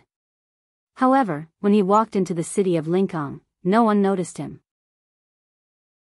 Because no one believed that such an ordinary person could be the Sage of Sword, and no one would believe that the Sage of Sword would walk in the dirty streets of the eastern city. Lu Bai walked to the shabby house and looked at Yi Su, who was teaching the children. Yi Su looked up and saw him. He shook his head helplessly and said to the children, "That's all for today." "Yes, that's all for today. 3 chapters are over. See you tomorrow." In the 33rd chapter, one word needs to be changed. The Abbey Dean is sitting in front of the window, not standing in front of the window, unless he uses a prosthesis. His fingers, even if Sang Sang helped him grow them, would be too miserable. As for the second brother, I wanted to write that his hair turned white overnight, but I thought it was too old-fashioned. So I made his hair gray. I wanted him to take this opportunity to shave his hair, so that a brand new second brother would appear. Ha! Please vote for me at the end. To be continued. If you like this work, please come to Chidian. Come to vote for me. Your support is my biggest motivation. Chapter 870. You should thank Jun Mo. Yi Su said this to Lu Bai for the first time in the dilapidated house. Then he said with emotion, "Even though I can no longer practice swordsmanship, I am satisfied to see your sword in the human world." Lu Bai was standing by the window, looking at the lunch box on the windowsill. Hearing Yi Su's words, he turned to him and said with a smile, "I am satisfied too." He was wearing a comfortable silk shirt, which was not embroidered with money on purpose. He was wearing a pair of comfortable cloth shoes, which did not make him look refined. He didn't carry a sword, nor did he emit any fierce sword intent. With his hands behind his back, he looked like an ordinary person in Linkong City, giving people a comfortable feeling from inside to outside. Yi Su's ocean of chi and mountain of snow had been destroyed, but his eyes were still there. One look at Lu Bai and he knew that the most powerful man in the world had improved again. But he couldn't tell which level he had reached. It was difficult for the highest peak in the world to grow even an inch higher. But Lu Bai did it. Yi Su knew that it must have something to do with the Battle of Verdant Canyon. That was why he said that Lu Bai should thank Jun Mo. The Battle of Verdant Canyon was the peak of swordsmanship in the human world. Lu Bai, the Sage of Sword, Jun Mo of the Academy, and Yi Su of Haotian Taoism were the protagonists of this battle. They were the three most powerful swordsmen in the human world. In this pinnacle battle, Yi Su had become a cripple, Jun Mo had lost his arm, and his cultivation path had been severed. Lu Bai had also suffered serious injuries, but he was indeed the strongest cultivator in the world. He was the first to recover his cultivation level, and he even had a breakthrough. Lu Bai said, Chao Shaoshu went to the sword garret to see me. He never entered the academy in his life. His Taoism fate was broken and he could only live in the wild. He was not on the right path and could never reach the peak of swordsmanship. He was not as good as you 10 years ago. But he was free and easy. He was fearless in the face of death and had no regrets in the face of loss. He lived his life according to his heart. I learned something from his words and deeds, so I left the sword garret. Only then did Yi Su realize that there was another reason besides Jun Mo. Lu Bai continued, a few years ago, I left Chao Shaoshu's sword in the sword garret. After that, the former judge lent it to Yiqing. Yiqing was injured by Ning Ke, so I lent the sword to Yi Hongyu and asked her to kill the judge. That was the happiest time I've ever borrowed a sword. Last year, the headmaster of the academy borrowed my sword in the wilderness to slay dragons and gods. That was the most glorious time for me to borrow a sword. This time, when the academy asked Chao Shaoshu to borrow a sword from me, I did not refuse because I like this person, and also because the headmaster of the academy once gave me glory. This is the most willing time for me to borrow a sword. Yi Su walked to the window and poured him a bowl of water. The first sword I borrowed killed the judgment, the second sword cut the heavens, and the third sword cut the heavens. If I can kill with a borrowed sword, then who should I kill with my own sword? Lu Bai smiled and said, if I can kill people with a borrowed sword, then who should I kill with my own sword? When I came out of seclusion and looked around, I did not see Ku Haoran or Lian Sheng. The headmaster of the academy has already ascended to heaven, the abbey dean has become a useless person, and Jun Mo is not free yet. You are preaching in a shabby alley. Who else is worth killing? Yi Su guessed what he was going to say and said, you will die. Lu Bai said, a sword is lonely and straight. It would rather be broken than rust in the grave. Yi Su held the bowl of water and said after a moment of silence, why are you telling me this? Lu Bai said, Chang'an is too far away. Except for Jun Mo, I am only willing to tell you this. Only Jun Mo and Yi Su were qualified to hear these words. That was why he came to Lingang after leaving the sword garret. Besides, there was another thing he wanted to tell them. What you have done and what you have preached to the people will not be tolerated by Haotian or Taoism. Even the abbey dean will not tolerate you. I will probably never come back again. Without my protection, you will become a rotten corpse in the filthy streets. That is why I am here to persuade you to go to the academy. Yi Su said, someone once said the same thing. Lu Bai said, it seems that Ning Ke has really left Chang'an. I think the Peach Mountain will be very lively in a few days. How can I not go and have a look? Yi Su said after a moment of silence, maybe it will be really lively. Lu Bai said, your younger brother is going to die. Yi Su said, if it is convenient, please deliver a letter for me. Lu Bai said, yes. Yi Su said, I hope it will not affect your Taoism. Lu Bai said, it won't. Yi Su handed over a piece of paper and said sincerely, I wish you can see the Tao. Lu Bai said, I want to see the Tao, and the Tao must see me. After saying this, he took the bowl of water from Yi Su. He did not drink it but poured it on the ground. Then he laughed and walked out of the iron house with his hands behind his back. No one knew where he was going. Yi Su looked at the water stains on the ground and knew that this was an early morning. There was no one in the world who was worth killing for Lu Bai. So when he decided to do something, no one could change his mind. Yisu did not spend too much energy on this matter. He just wanted Pippi to be alive. However, he could not do anything now except write a letter. A letter was sent to the Divine Hall of Judgment through a secret channel. It was said to be a secret channel because even the people in the Divine Hall of Judgment did not know who this channel belonged to and where it led to. When the deacons in black of the Judicial Department reacted as quickly as possible and began to investigate the clues, 3 people died on the cliff plateau of the Divine Halls of West Hill. No matter how horrible the punishment of the Judicial Department was, they could not make the dead talk.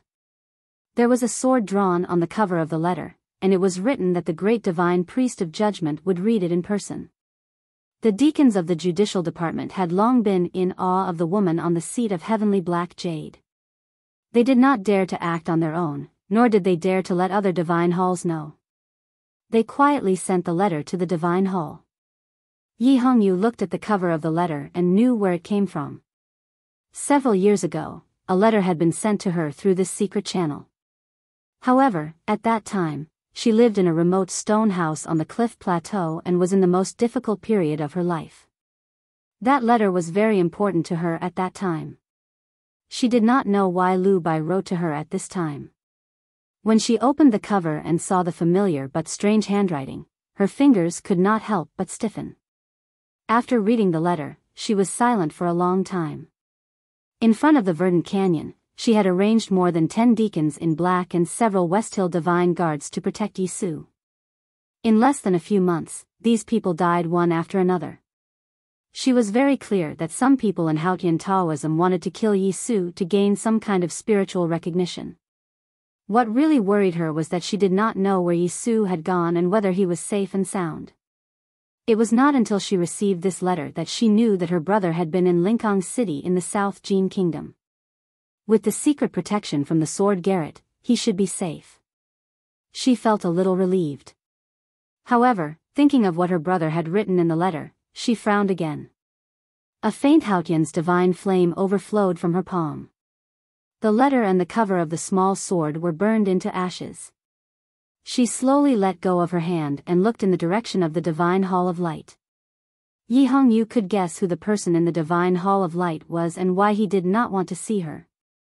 She felt it was ridiculous and even a little contemptuous of that person. This contempt and ridicule was only based on their relationship in the human world.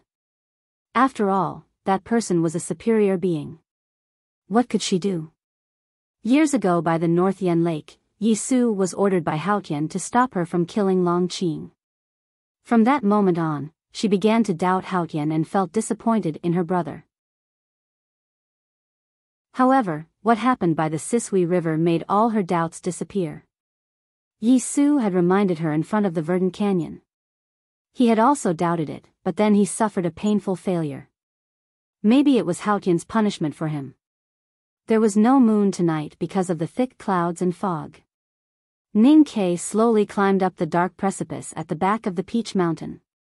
The heavily guarded West Hill Divine Palace did not pay any attention to this precipice. Since ancient times, except for the headmaster, no one could pass through the peach blossom in the valley, and no one could ignore the tactical array on the precipice. He did not stop at the third cliff plateau, but continued to climb up the precipice. After a long time, he finally climbed to the highest cliff plateau on the top of the Peach Mountain.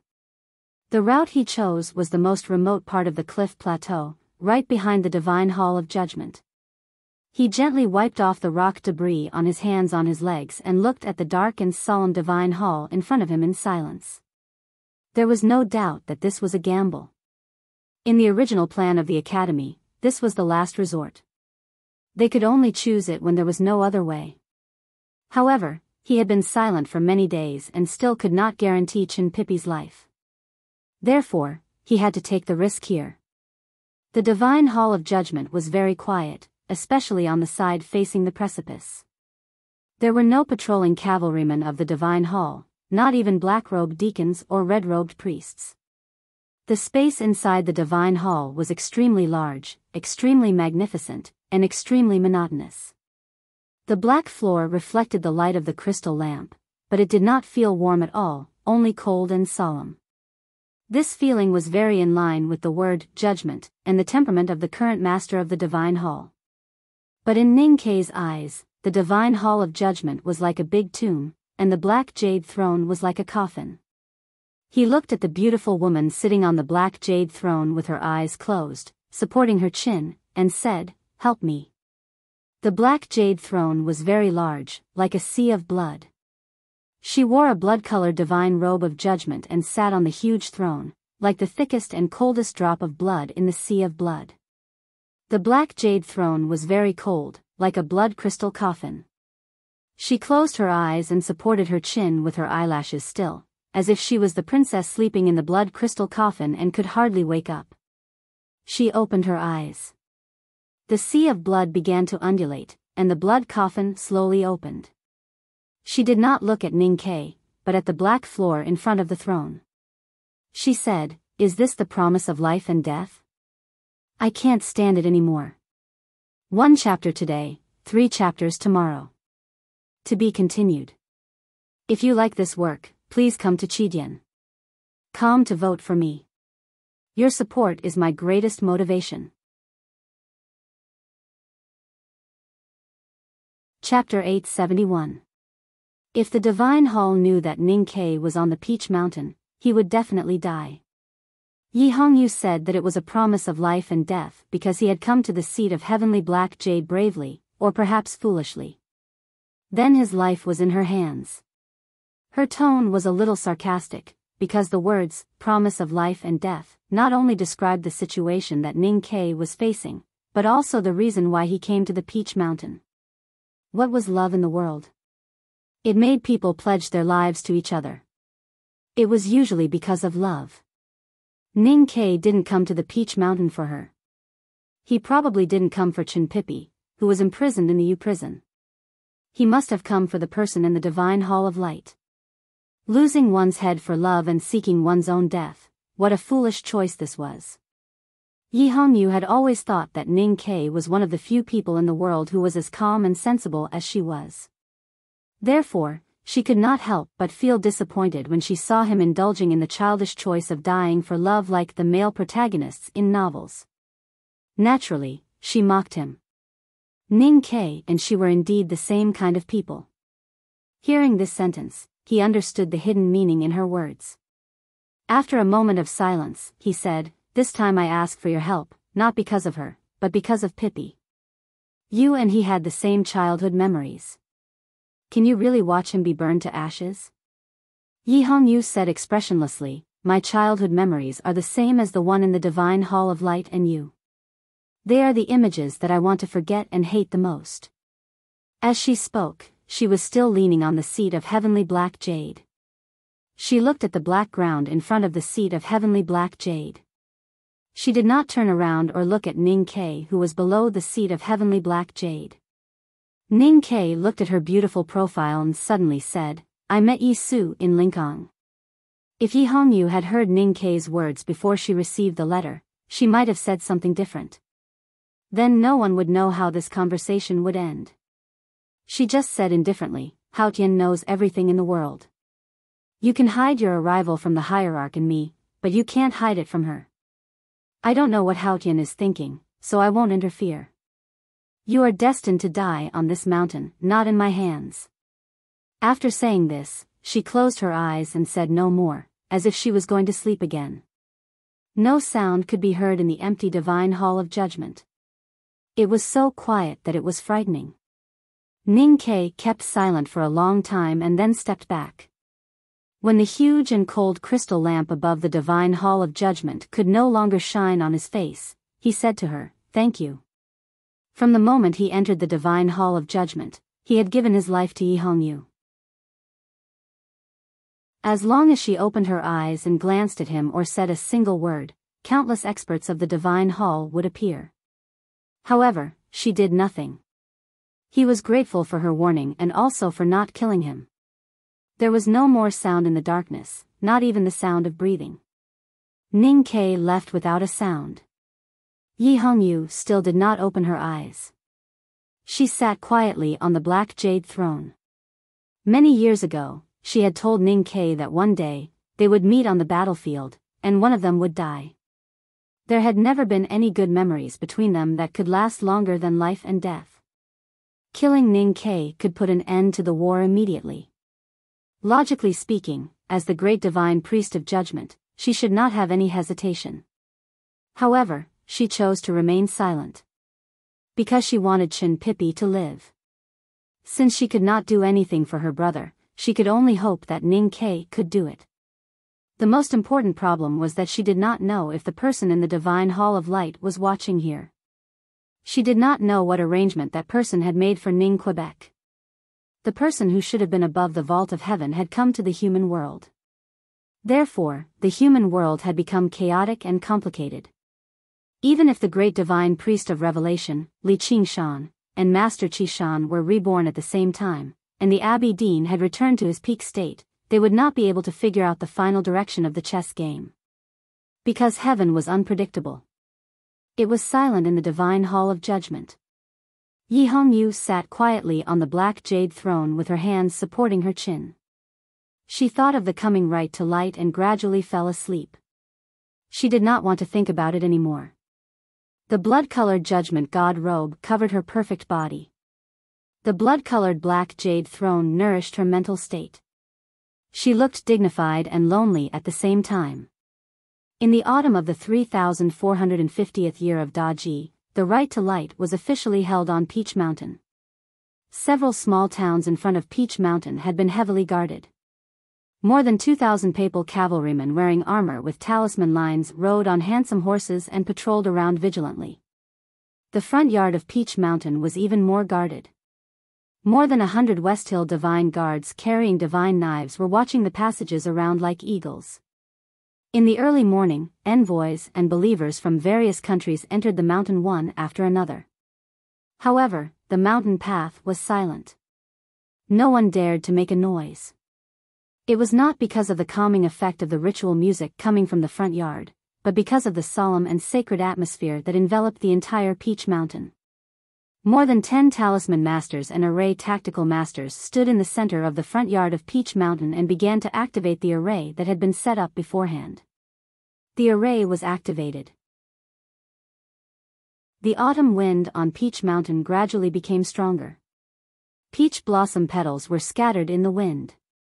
The chi of heaven and earth in the foothills was summoned. Dozens of Haotian sect flags were fluttering in the wind. The 47 waterfalls on Peach Mountain were broken into countless tiny water droplets that were blown to the front yard of Peach Mountain and then slowly fell. The drizzle fell on the front yard of Peach Mountain. The dust was collected and the dry autumn air was gone. The flat stone ground was washed clean. The altar made of white stone was as clean as jade. The drizzle from the waterfall was turned into mist by the autumn sun. The mist rose into the air and turned into 3 big shields. When the mist dissipated, it turned into 3 halos made of clear light, covering the entire Peach Mountain. The clear light gradually disappeared, but the 3 big arrays had been set up. Tens of thousands of believers were also sprinkled by the drizzle. Their clothes were not wet. Instead, they felt refreshed. When the 3 cloud shields turned into 3 halos and finally into 3 arrays, those believers who saw such arrays for the first time were so excited that they knelt on the ground and kept praising Haotian. The new emperor of the Yan Kingdom, Chongming, arrived. So did the emperors of the small kingdoms such as Song, Qi, Liang, and Zhen. The lord of the Song family, the abbot of the Lank Temple, Monk Guanhai, the world wayfarer of Buddhism, Xiankong Temple's Qi Nian, the national master of the Golden Tribe Royal Court and the #1 martial arts master of the Royal Court, General Lebu, the rogue cultivators from all over the world, the teachers and students of the Revelation Institute, the divine priests and deacons of the 4 divine halls, and even the servants were here. These people stood closer to the foot of the mountain, far away from the tens of thousands of believers. They watched the believers kneeling on the ground and praying, each with their own thoughts. The divine priests and deacons of the divine halls of West Hill were naturally proud. The Buddhist priests remained silent. The national master of the royal court smiled and said nothing. General Lebu, however, frowned. Two sacred chariots slowly descended from Peach Mountain and stopped above the front yard. The sacred chariot in the middle was extremely huge. There were thousands of rays of light shining through the layers of gauze. There was a tall figure in the light. It was the hierarch lord of the divine halls of West Hill. The sacred chariot on the side was relatively smaller, but the gauze was as red as blood. It was indescribably cold and murderous. A beautiful woman was sitting in the chariot. Her black hair flowed like a waterfall. It was the great divine priest of judgment, Yi Hongyu. It was the first time for most of the believers to see the hierarch and the great divine priest of judgment. After seeing the two sacred chariots, they were so excited that even their voices trembled. The bigwigs on the front yard felt even more complicated. The divine halls of West Hill had always ruled the world of Haotian. The hierarch lord and the three great divine priests of West Hill were the most powerful beings in the world. However, the great divine priest of revelation was dead and there was no successor. The divine hall of light had been in constant turmoil for the past 20 years. Now, even the eternal lamp in the hall had been extinguished. Today's right to light was so grand, but the two sacred chariots seemed so lonely, which made the divine halls of West Hill look even more gloomy. Compared to the divine halls of West Hill, the guests who came to watch the ceremony were more powerful. Apart from the academy and the devil's doctrine of the wilderness, almost all the powerful cultivators in the human world were present. Among them, the national master of the royal court and Qi Nian of the Xiankong temple were the most distinguished, which made the sword garret of South Jin Kingdom even more conspicuous.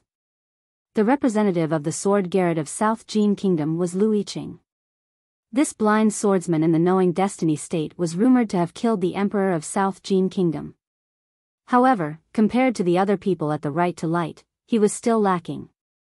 This made the divine halls of West Hill very dissatisfied. The hierarch's palanquin released his power and everyone could feel his displeasure.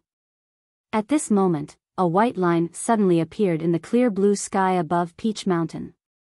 The white line was very thin, as if someone had drawn a line on the blue sky with a needle. Then, a sword appeared in the front yard of Peach Mountain. The sword looked very ordinary. The hilt was wrapped in soft and dense Songjiang cloth. The blade was probably made of green steel. It did not look very sharp, and there were no Fu characters carved on it. But everyone's eyes were attracted by the sword. Because the sword was not in anyone's hand. It was suspended in the air above the front yard of Peach Mountain. The sword vibrated slightly, making the air vibrate and making a comfortable sound. No one knew how the sword came to the front yard. Even the hierarch lord, the national master of the royal court, and Qi Nian could only see a thin white line in the sky before the sword appeared in front of them. Moreover, the invisible array that covered the outermost layer of Peach Mountain could not stop the sword at all. It did not even react. That was the most shocking thing. The flying sword quietly hovered in the air, as if it was held by an invisible hand. If someone was behind the sword, they would see that the head of the sword was slightly raised, facing the divine hall of light on Peach Mountain. There was no sign of disrespect. It just looked at that place quietly. Try to finish the second chapter before 3:00. To be continued. If you like this work, please come to Chidian.com to vote for me. Your support is my greatest motivation. Chapter 872. Perhaps it was because the sword had penetrated the invisible array, a gentle autumn wind blew in the front yard of Peach Mountain. A few yellow leaves fell on the ground. A yellow leaf fell on the sword. It did not break because there was no sword intent on the sword. It was just ordinary. The leaf bounced on the ground and fell back to the ground. It was very unusual. Because everyone on the front yard had already guessed whose sword it was. Only Lu Bai's sword could appear in front of them in an instant and fly to Peach Mountain in such an arrogant manner. The hierarch's tall figure leaned forward in the dazzling light. The hierarch was a little angry because Lu Bai's sword was facing the divine hall of light. Even though it was disrespectful, it did not show its submission. More importantly, the sword appeared after the hierarch. This meant that Lu Bai placed himself above the hierarch. He was the hierarch of the divine halls of West Hill. Being above him meant being above the human world. At the back of the mountain of the academy, the hierarch was severely injured by the 23-year cicada cultivation. He lost his sight, lost his hand, and lost his ocean of qi. He had to sacrifice his life to escape back to Peach Mountain. He thought he was useless and hid behind the dazzling light because of the fear in his heart. Who would have thought that Haotian would come to the human world? From the moment he knelt in front of Haotian, it was the first time he had real confidence and courage since his lower abdomen was injured decades ago. Haotian was angry at the Jishou Abbey, and he was now the real representative of Haotian in the human world. As long as he was on Peach Mountain, he would be invincible. No matter how strong Lu Bai was, he would not be a match for him. Even the drunkard and the butcher would not dare to disrespect him. Thus, when he saw the sword that broke through the clouds from thousands of miles away, the headmaster did not hide his anger at all. However, the sword did not react at all. It maintained its calm and normal posture. There were 5 visiting professors in the divine halls of West Hill. Xia Ho was dead and the master of calligrapher was living in seclusion. However, Lu Bai was still the most respected one among all the visiting professors. If his sword came to Peach Mountain, it meant that he had come to Peach Mountain as well. He had shown enough respect for the right to light.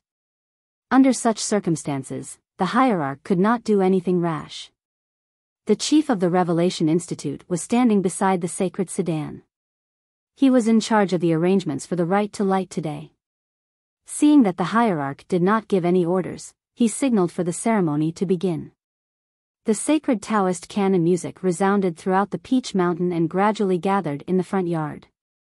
The music entered everyone's ears. The qi of heaven and earth danced with the music. The wind blew again, but this time it was not the chilly autumn wind. Instead, it was as warm as spring.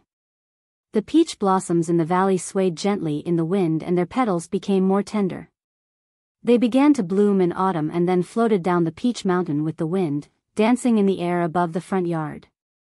Tens of thousands of peach petals fluttered in the air, scattering bursts of strange fragrance onto the ground. This kind of fragrance was not the natural fragrance of peach blossoms. It was thicker than the fragrance of any flower in the world, sweeter than the frosting of hibiscus store. However, when it entered people's noses, it did not feel greasy at all. Instead, it was fresh like the wind after a rain. Tens of thousands of believers looked up at the dancing peach blossoms in the sky. Looking at such a beautiful and dazzling scene and smelling such a refreshing fragrance, they were extremely intoxicated. Those who could pass the examination of the Taoist temples and were willing to travel thousands of miles to Peach Mountain to participate in the right to light were naturally the most pious believers in the world. Based on a simple and clear logic, all piety came from suffering. Therefore, most of the tens of thousands of believers were poor. Many of them were seriously ill or even dying. They had to be carried by their families to the West Hill Divine Kingdom. When the fragrance wafted in, the sick and even disabled believers suddenly felt that the negative emotions deep in their hearts had magically disappeared. They no longer complained about their miserable lives and even felt much better. It was as if they could see the divine kingdom of Haotian in the fragrance.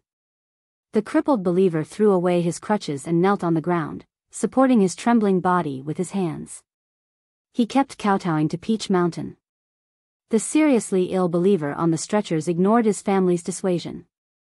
Even if he could not get up, he still had to turn over and kowtow to Peach Mountain.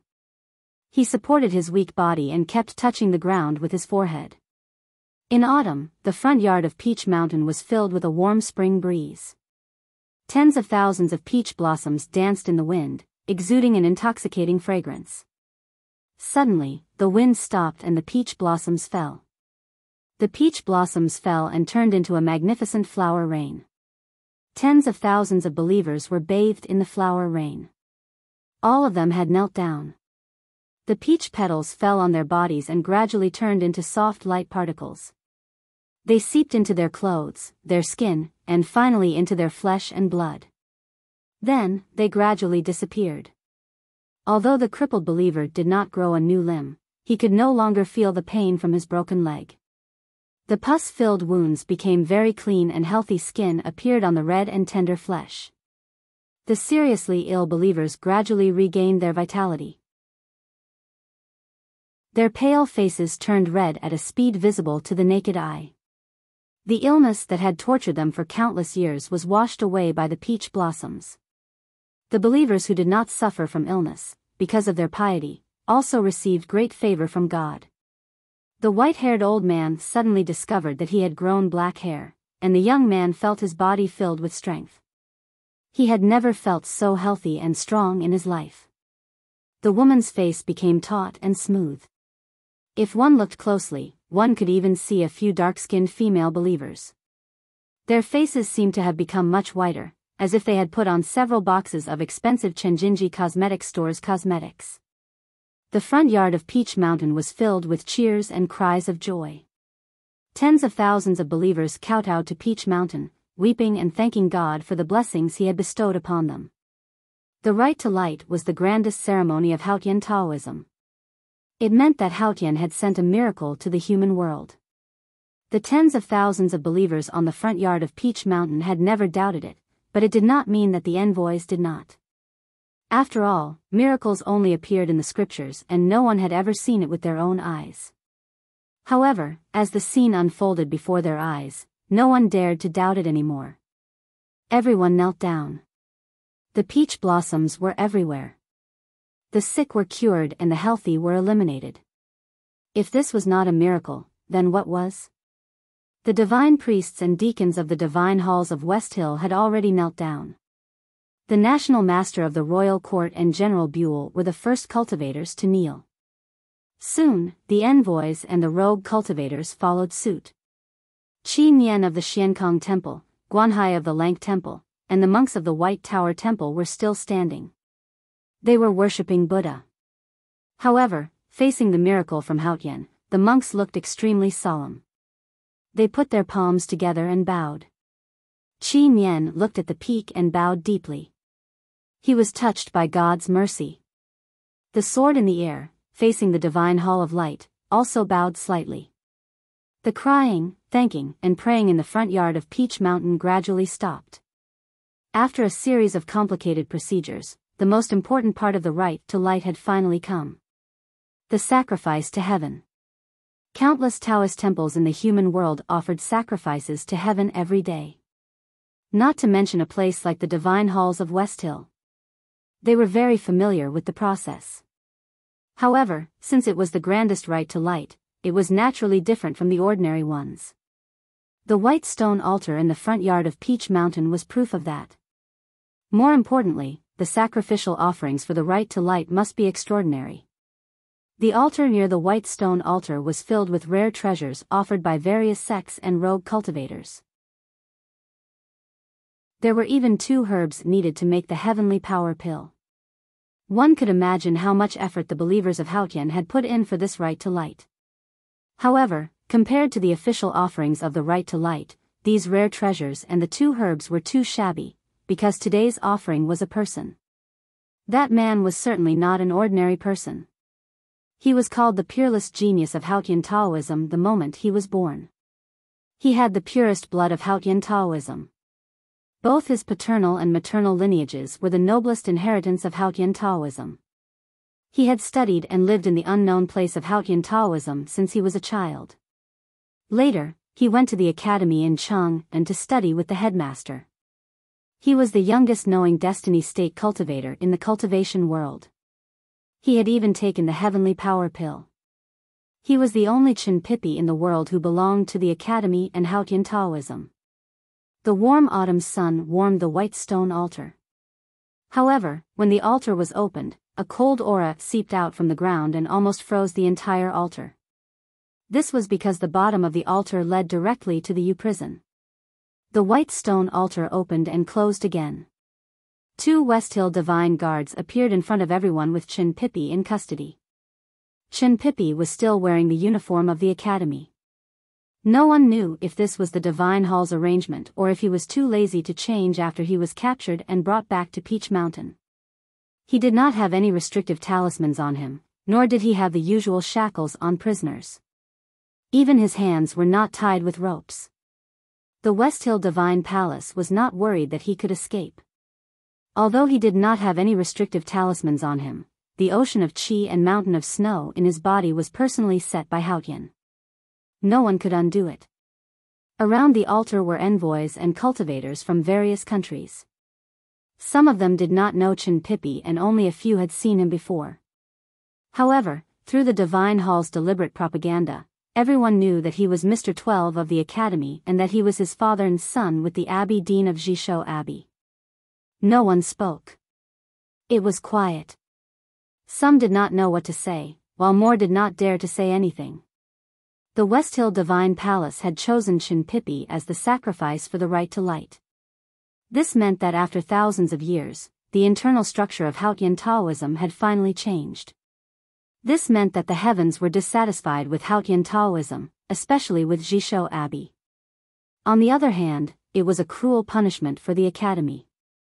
It was very quiet and everyone looked very solemn. Some people did not dare to speak because they knew very well that this grand right to light was a sacrifice to Haotian, but it was also a trap that Haotian Taoism had set for the Academy. The Academy did not send anyone to the right to light, but they would definitely show up at Peach Mountain today. Even though they knew it was a trap, they still had to come. Otherwise, why would the Academy be called the Academy? The peach blossoms were everywhere and Haotian had blessed them. The atmosphere was sacred and joyous. However, everyone knew that this atmosphere could not last forever. The moment the people from the Academy appeared at Peach Mountain, the right to light would become the fiercest battlefield. No one knew how many powerhouses would die. I will try to finish the next chapter before 5:30. To be continued. If you like this work, please come to Chidian.com to vote for me. Your support is my greatest motivation. Chapter 873. The people near the white stone altar knew that the Academy would come, but they did not know when. This kind of waiting was undoubtedly a kind of mental torture, so they looked solemn and silent. This kind of silence, in a sense, represented the respect and even awe of the Academy. However, at this stage, no one believed that the Academy could still win, even though they were in awe. Lu Bai's sword, the hierarch and the judgment, the national master of the Golden Tribe, the generals of the royal court, and Qin Yen of the Buddhism sect were all powerful cultivators. Though none of them were as powerful as the Abbey Dean, this was not the verdant canyon or Chang'an. This was the home field of the Divine Halls of West Hill. With the tactical array and manpower that Haotian Taoism had accumulated over the years, Mr. First, Mr. Second, and even Mr. Third, who was rumored to be the 23-year cicada cultivation, were all here. Not to mention that Qin Yen and the National Master had vaguely guessed the secrets of the Divine Hall of Light, and those in the Divine Hall knew about the drunkard and the butcher. This was not something that the Academy could fight against. Ignorance always made sense, especially on the religious Peach Mountain. Unlike the bigwigs around the altar, the tens of thousands of devout believers who had just woken up from the rain of peach blossoms had no idea of the hidden dangers of today's right to light. They did not know who the fat man on the altar was either. They only knew that since he was the sacrifice for the right to light, he must be a rebellious and evil person. The believers stood on their tiptoes, trying to see the fat man more clearly. They stared at him with disgust and even hatred. If looks could kill, Chin Pippi would have been riddled with holes. Chin Pippi was fat and thick-skinned. He stood on the white stone altar, facing the tens of thousands of hostile eyes. He seemed to be unaware of them, and then he did something that no one expected. This was the right to light, a sacred altar. Everyone was waiting to see him burn to death, but he did not have any self-awareness as a sacrifice. He was either crying and repenting, or he was so nervous that his face turned pale, or he was like all the great devils in history, angrily rebuking the heavens and then being struck by lightning. He sat on the altar. Chin Pippi felt it was too tiring to stand. Besides, when he was escorted out of the U prison, he felt cold and uncomfortable. The altar was warmed by the autumn sun, so it should be more comfortable to sit. So he chose to sit. Why would he care about the murderous eyes and the sacred ceremony? Get this straight, I'm the one being burned to death, okay? Am I supposed to pay attention to my appearance at this time? Do you think I'm the second brother? The altar was indeed warm, even a little hot. Chinpipi tilted his body and showed his left buttocks to the hierarch behind him. Then he opened his shirt and started fanning himself. This damned autumn. He wiped the sweat off his forehead with his sleeve and shouted to a Westhill divine guard below the altar, "It seems that you are still waiting for someone. Can you give me some water?" The expression on the Westhill divine guard's face was very stiff. He had never seen a prisoner on death row like this. He was clearly about to die, but he did not show any fear and even wanted to drink water. The VIPs who came to attend the rite to light were very close to the white stone altar. When they heard Chinpipi's words, their expressions changed. Monk Guanhai put his palms together and silently chanted the name of Buddha. He thought to himself that this man was indeed Ning Kei's senior brother. Even his style of doing things was the same, indescribable. Qin Yen silently thought to himself that Chinpipi was indeed a disciple of the academy. He was still so ferocious even in the face of death. Emperor Yen Chongming frowned and thought to himself, this man is obviously not a Tang, but why does he speak and act like one? Yi Hongyu in the sacred sedan thought to herself, this guy is still so thick-skinned. General Lebu, the most powerful martial artist in the Golden Tribe royal court, looked at Chinpipi on the altar and said in a low voice, "You are about to be burned to death by the divine fire. Are you afraid of thirst?" Chinpipi acted as if he did not hear the sarcasm in General Lebu's words. He looked at him and explained seriously, being burned to death is completely different from dying of thirst. The Westhill Divine Palace has to keep their promise, right? General Lebu's face turned ugly upon hearing his words. Chinpipi looked at him and shook his chubby index finger contemptuously. He continued, don't think that you can humiliate me just because I can't beat you now.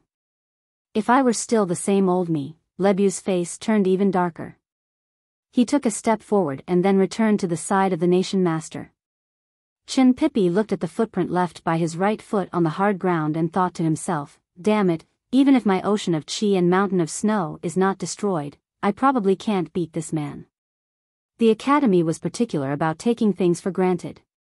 The disciples of the back of the mountain liked to take things for granted and were used to using the word so everywhere. He was so ashamed that he became angry. He rolled up his sleeves and walked down the altar. He yelled at Lebu, if my father is not destroyed, he can crush you with his little finger. Any of my senior brothers and sisters can beat you until you cry for your parents. What right do you have to be so arrogant in front of me? Beat me to death now if you can. The sacrificial offering of the right to light walked down the altar by himself. It was a funny scene. It was chaos around the altar. The head of the Revelation Institute hurried to stop him with several Westhill divine guards. Chinpipi did not stop. He cursed at Lebu through the divine guards, come and beat me to death if you can. What's there to be afraid of? He then yelled at the head of the Revelation Institute and the divine guards, don't stop me. Let me beat up this grassland barbarian first. Are you people from the Central Plains or not? It's fine if you don't want to help me, but why are you stopping me? I won't run away. I just want to show him the unique skill of Haotian Taoism, natural stream magical finger.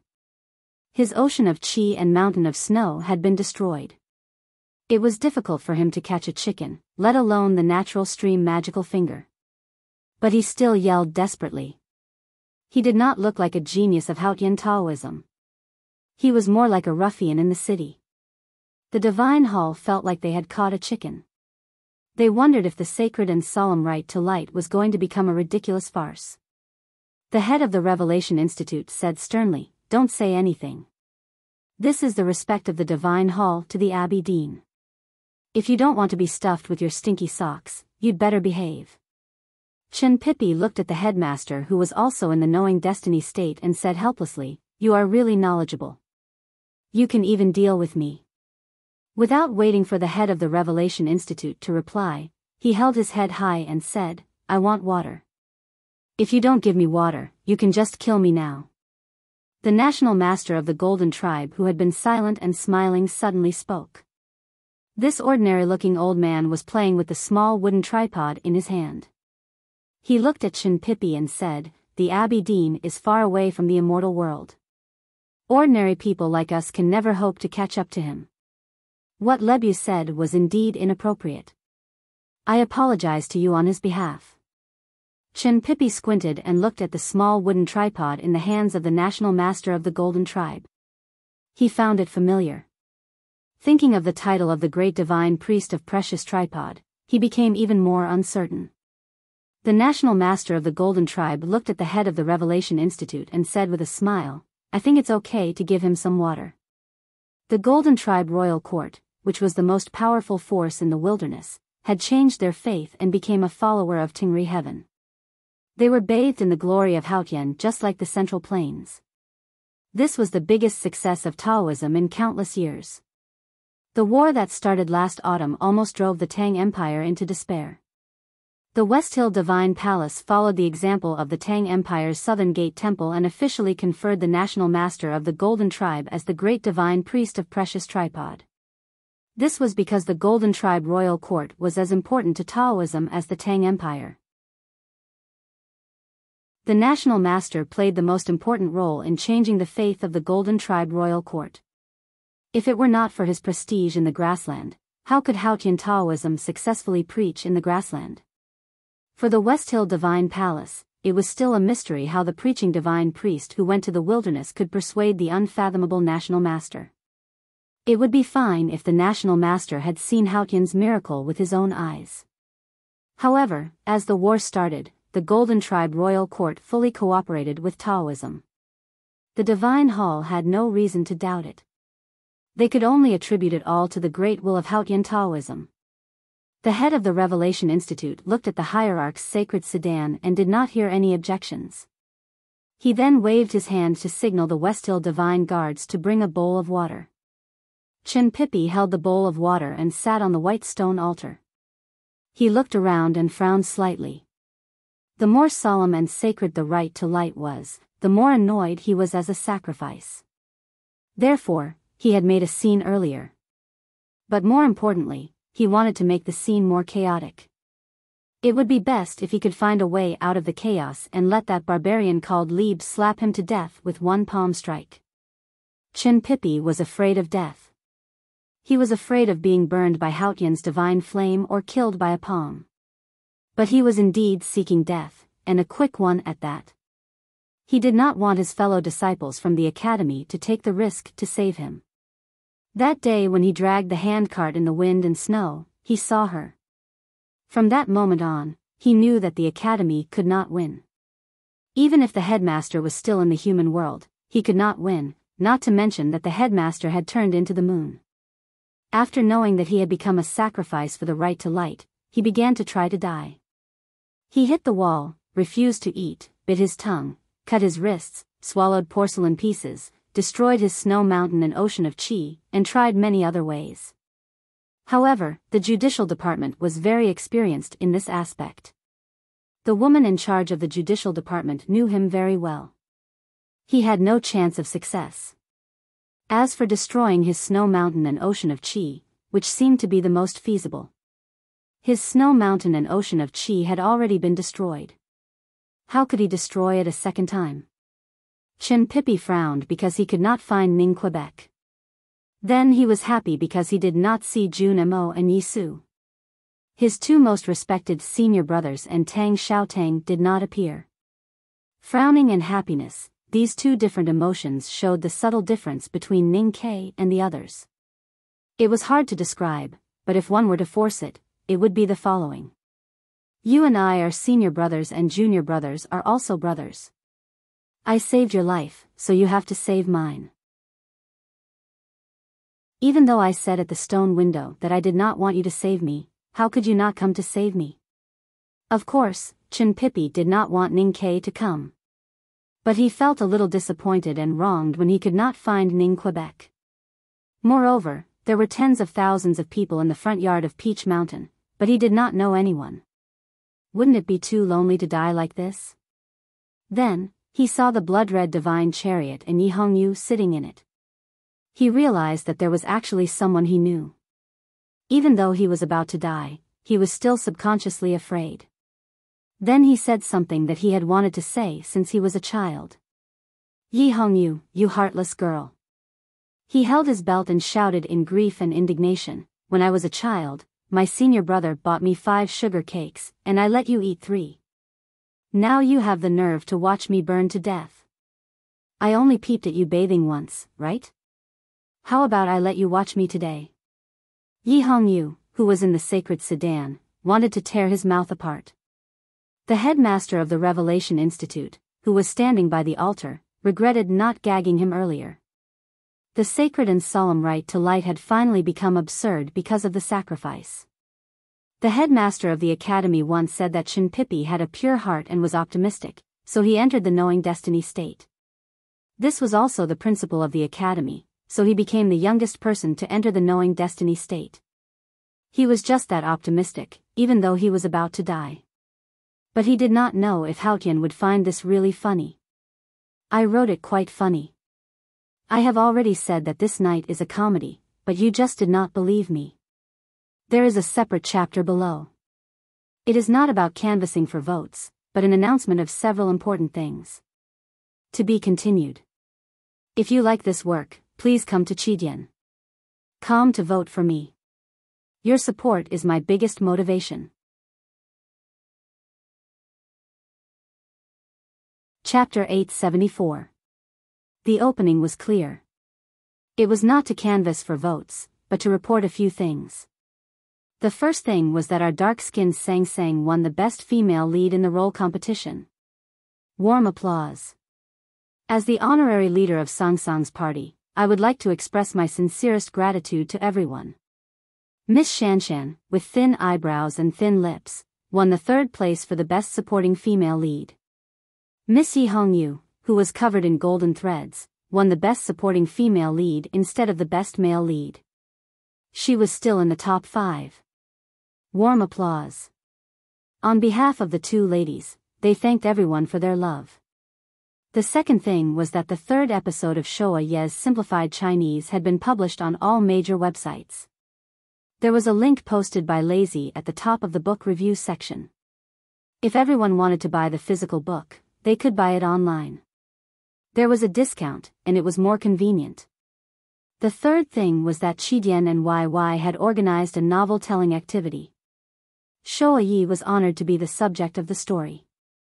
The competition has officially begun. It will be the semi-finals and finals soon.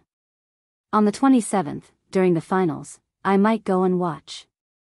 There is an announcement on the homepage of Chidian about the details. Everyone can take a look. Also, please don't forget that the official channel of Showa Yi in YY is 55373. Those who like this can go there often. There are many good songs and fun people. The fourth thing was that there have been a lot of things to do recently. Thank you to the enthusiastic readers, the hardworking sub-editors, and the administrators of the chat groups. YY administrators, thank you all for your hard work. Recently, I have been focusing on writing the book and my neck. I really don't have the energy to deal with these things. Anyway, thank you very much.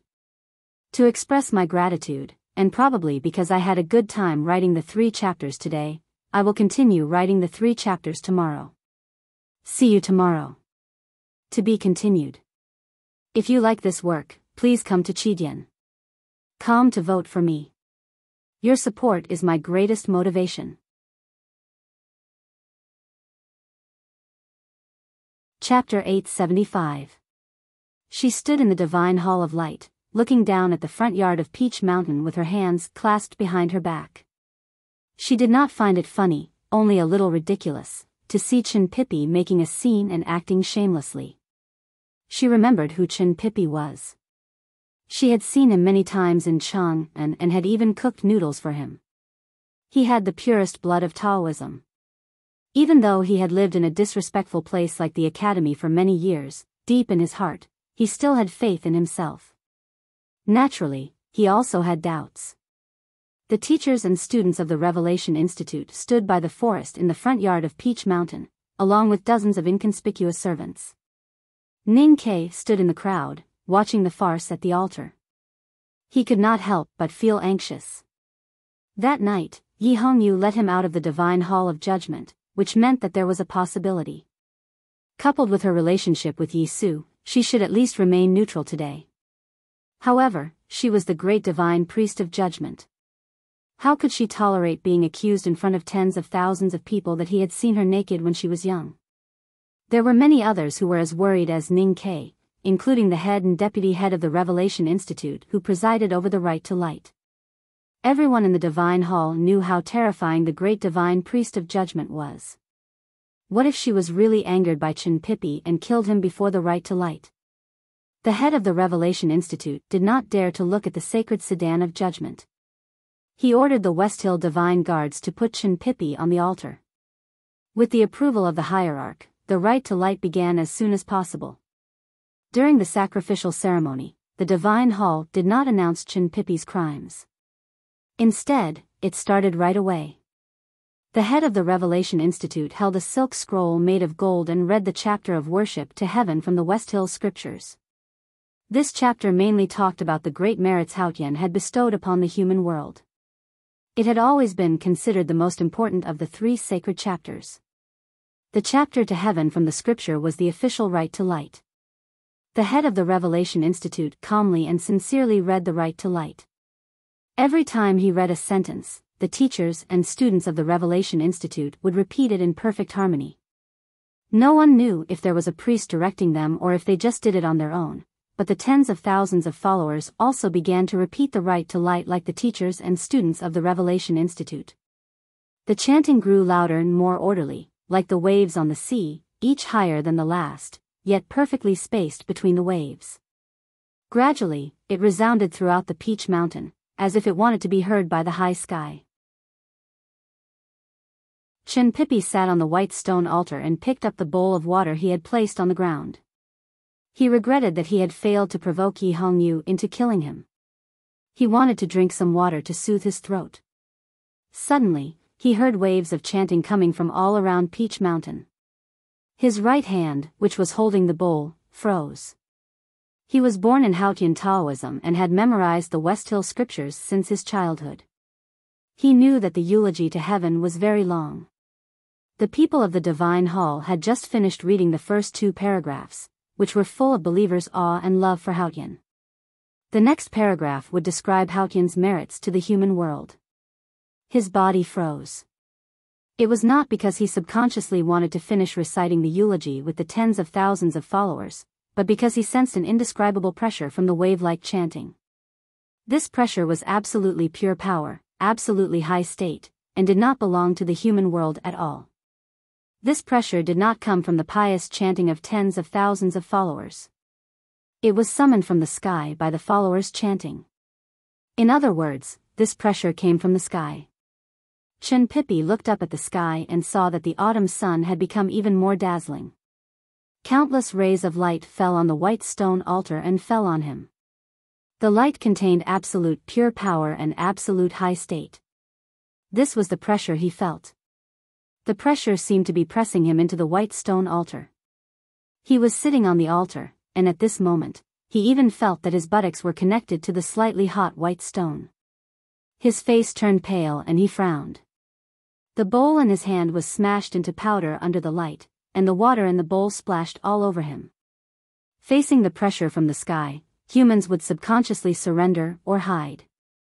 Chen Pipi did not want to surrender. He wanted to hide, but he found that he could no longer move. It was so difficult to even maintain the posture of looking up at the sky. His neck was so sore that it was unbearable. He felt that the seal on the ocean of chi and mountain of snow in his body suddenly loosened, but he was not happy. This was not a sign of recovery, but the beginning of the ocean of chi and mountain of snow melting. His ocean of chi and mountain of snow was sealed, but he was still optimistic because he had seen how Ning Ke embarked on the path of cultivation. Since Ning Ke could do it, why couldn't he, a peerless genius? He firmly believed that he could rebuild the ocean of qi and mountain of snow. It was not until this moment that he realized that under Haotian, all his thoughts were delusional. Chen Pippi maintained the posture of looking up at the sky, watching the autumn sky become brighter and brighter, and watching the light falling on him become denser. Although he did not know what the last part of the right to light was, he had a vague intuition that he would eventually melt in the sky and bid farewell to the world. Ning Ke had been watching from the crowd. His gaze passed over the shoulders of the handyman and fell on the white stone altar. His black eyes reflected the holy light and kept changing.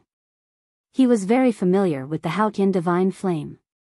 He knew that when the eulogy ended, the thousands of rays of light that fell on the white stone altar would turn into the purest Haotian divine flame, which was what the believers called the holy fire. Chen Pippi would then become a wisp of green smoke in the divine flame. Ever since he saw the scene in the stone window between the cliffs, he had been thinking about how to save Chen Pippi. He could not watch that guy burn to death, but he could not think of a good way. He had to wait for the change that third sister had mentioned. However, Chen Pippi was about to die now, and the change had not appeared. He could not wait any longer, so he took a deep breath and prepared to act. Breathing made a sound, especially for a master of the diabolism like Ning Quebec. The breath he took before he exerted all his strength was like the autumn wind whistling through the forest. The handyman in front of him and Priest Molly, the deputy headmaster of the Revelation Institute, vaguely heard something. But before they could react, another sound attracted their attention. Ning Ke also heard that sound, so he hid his breath as fast as he could and slightly bent his back, turning back into the inconspicuous manservant in the crowd. The sound came from the periphery of the front yard of Peach Mountain. Someone was also chanting the Ode to Heaven. The content was almost the same as what the West Hill Divine Palace priests and tens of thousands of believers were chanting. Even the intonation was the same. There were only some minor differences in some paragraphs. However, it was these minor differences that made the sound of the eulogy very harsh. It was like a perfect and harmonious piece of music suddenly rang out with a crisp knock on bamboo. The voice continued chanting calmly. As it got closer and closer to Peach Mountain, the rhythm of the pious chanting of tens of thousands of believers was suddenly disrupted.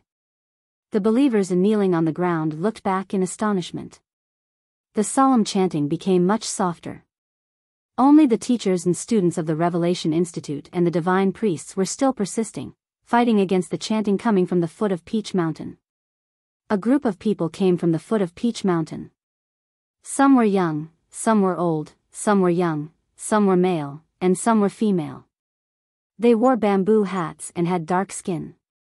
They looked like fishermen by the sea, but they were dressed in noble red robes. The dozen or so red-robed priests who looked like fishermen walked slowly in a uniform rhythm. If one looked from the front, he could only see the old man at the front. The unique chanting came from these people. There were a dozen of them, but only one voice.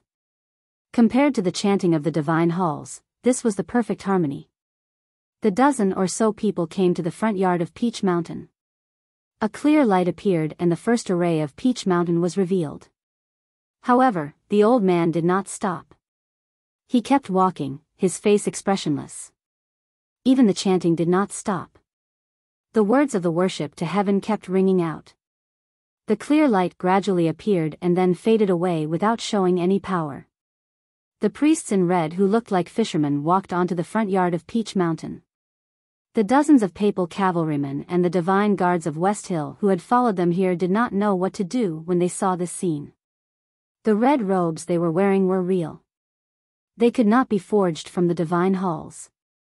More importantly, even the clear light array of the Peach Mountain had recognized their identity. Only the priests who were truly devoted to Haotian and had the blood of Haotian Taoism could pass through the clear light array so easily. The tens of thousands of believers on the front yard of Peach Mountain stood up and spread out like a tide. They made a path for the dozen or so people. These people still walked straight toward Peach Mountain. They looked devout and determined. They all worshipped Haotian, but they did not follow the same path as the divine halls. The headmaster of the Revelation Institute looked at the dozen or so people walking slowly toward them. His face turned pale. These people had suppressed the chanting of tens of thousands of believers and countless priests with just one voice.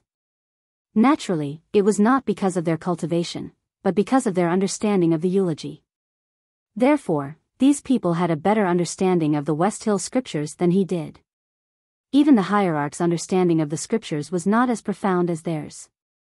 However, he had studied the scriptures all his life and was very familiar with the changes of the Worship to Heaven chapter. Why had he never heard of the original words of the Worship to Heaven chapter like this? Who were these people? Why were they so familiar with the scriptures? The guests who had come to participate in the Right to Light were also very surprised. They looked at these strange people, looked at their red divine robes, and guessed where they had come from and why they had come. Qi Nian was the world wayfarer of the Buddhism sect. He had seen many old secrets of the cultivation world in the Xiankong temple. Looking at these red-robed priests who looked like fishermen, he frowned and thought of a possibility. Does the great divine priest of South Sea have a successor? These people walked slowly to the white stone altar and lined up in a straight line. Facing Chen Pipi on the altar, they continued to calmly and devoutly chant the Worship to Heaven chapter. The chanting from the divine halls of West Hill gradually died down until it could not be heard anymore. The tens of thousands of rays of light that fell on the white stone altar changed from coercion to pity, and then to love. I don't know what happened to me today. My eyes are a little blurred.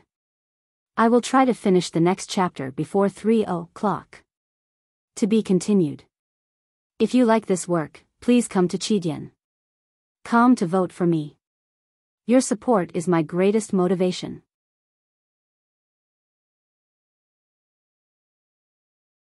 Chapter 876.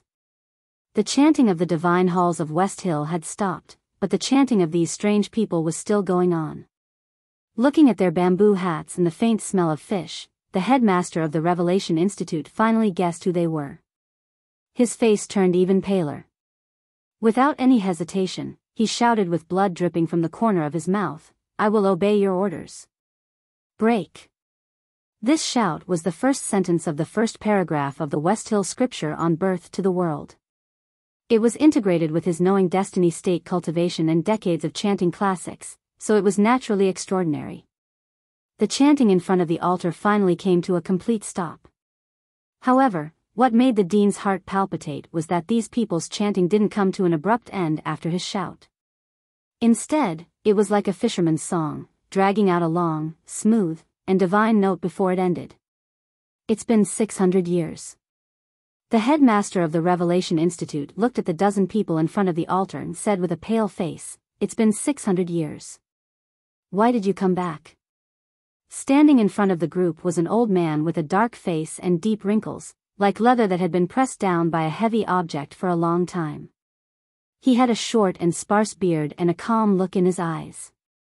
He looked like an old farmer who had seen all the joys and sorrows of the world. But because of the faint smell of the sea, he looked more like an old fisherman. The old man said, "We belong to Haotian Taoism.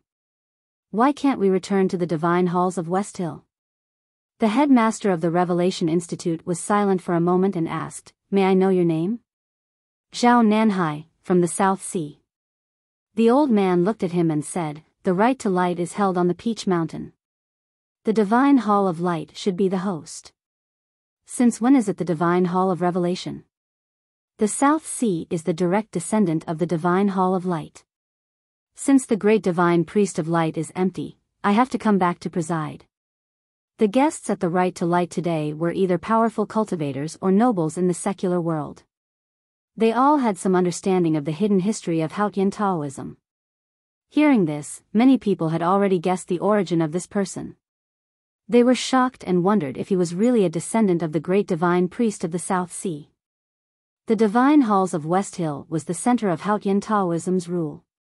The hierarch was the leader of the three great divine priests of light, revelation, and judgment. The hierarch was in charge of all affairs. The great divine priest of revelation was in charge of perceiving Haotian's decree and cultivating divine priests. The great divine priest of judgment was in charge of maintaining the order of Haotian Taoism, carrying out punishments and killing traitors and cultivators of the devil's doctrine. All of them had great authority.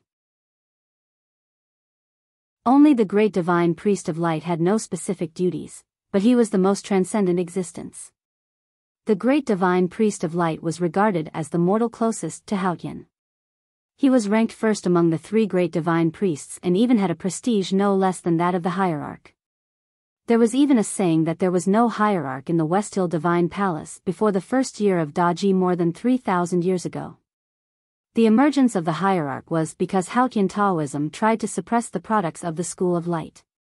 For 1,000 years, the three most powerful people in the West Hill Divine Palace were all from the Divine Hall of Light. The first one was the great divine priest of light who brought the Ming hand scroll of the tomes of arcane to the wilderness and eventually founded the Enlightenment doctrine. The most recent one was Wei Guangming, who had been imprisoned in the Yu prison for more than 10 years and had died together with Yen Sei.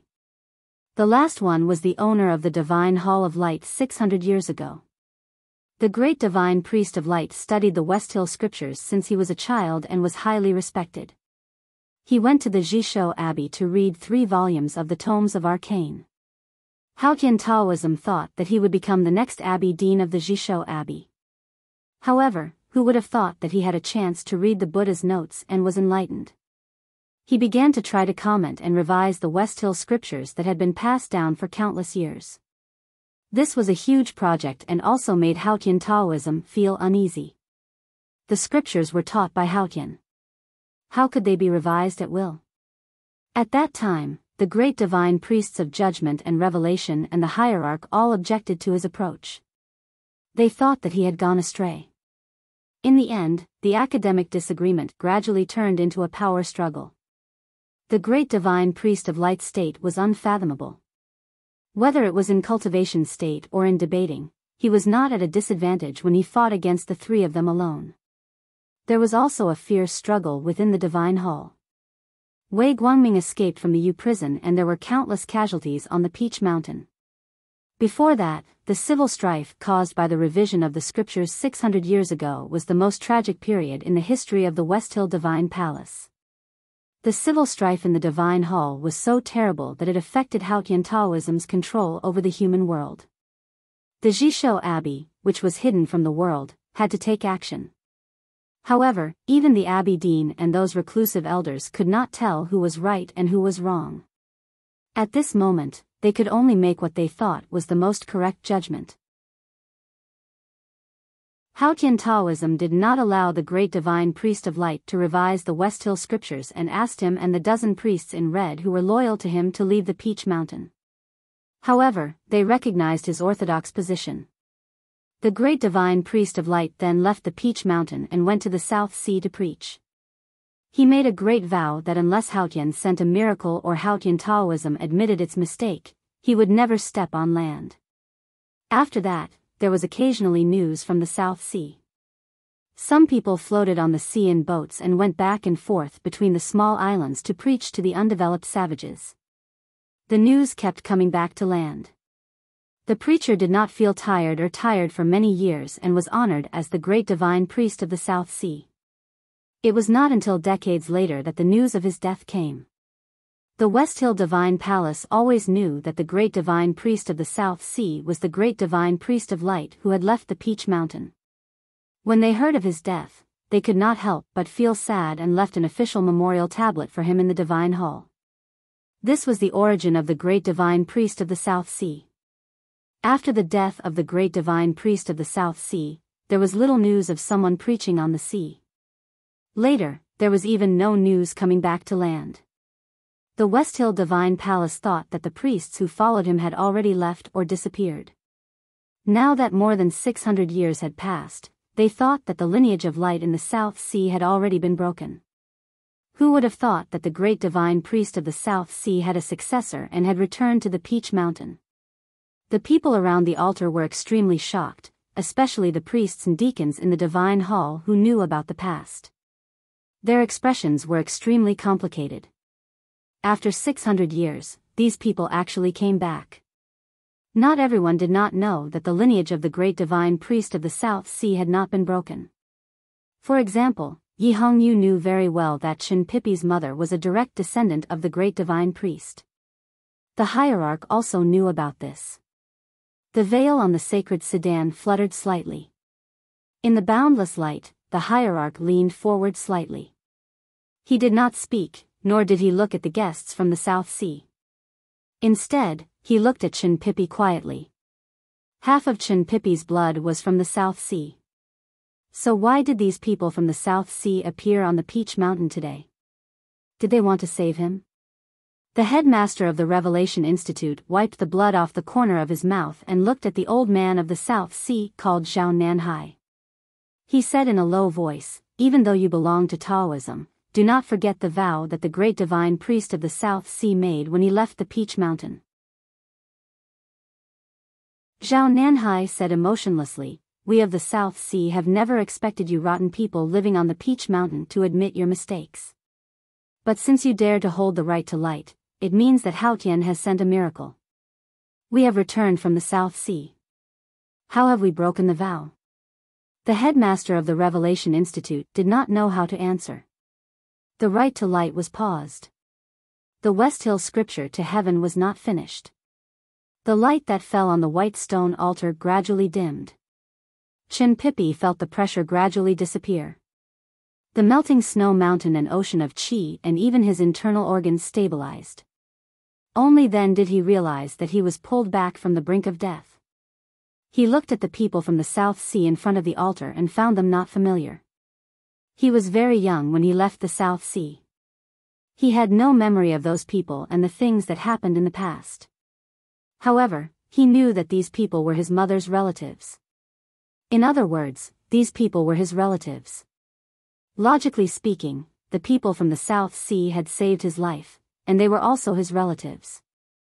At this time, he should be more excited, or at least show some gratitude. But Qin Pipi did not. He just looked at them quietly. Even if he could not remember anything, he still remembered that these people preached on the difficult sea. They did not care about anything except preaching. They were as cold to themselves and to others as the sea. He had forgotten what his mother said before she died. But now that he thought about it, if the people from the South Sea did not want to return to Peach Mountain, why would they send his mother to his father? Qin Pipi was very clear that the people of the great divine priest of the South Sea did not return to Peach Mountain to save him. Even if there was a reason, it must be related to his father. The people of the great divine priest of the South Sea returning to Peach Mountain seemed to be able to win back the control of Haotian Taoism for the Jishou Abbey. However, his father should know that she was in the divine hall of light. As long as she was in the human world, anyone who dared to challenge the West Hill Divine Palace could only die. Not to mention these descendants of the South Sea, even if the great divine priest of light came back to life 600 years ago. What did his father want to do? There was a bamboo couch by the lake in the Jishou Abbey. The Abbey Dean lay on the couch, holding something in his hand. He looked in the direction of Peach Mountain outside the walls of the Abbey. The middle-aged Taoist was brewing tea by the couch. Long Qing was reading the tomes of arcane in the hut across the lake. The middle-aged Taoist poured the tea and gently placed it by the couch. The Abbey Dean slowly took the teacup with his new fingers and took a sip. The middle-aged Taoist looked in the direction of Peach Mountain. After a long silence, he said, "What a pity."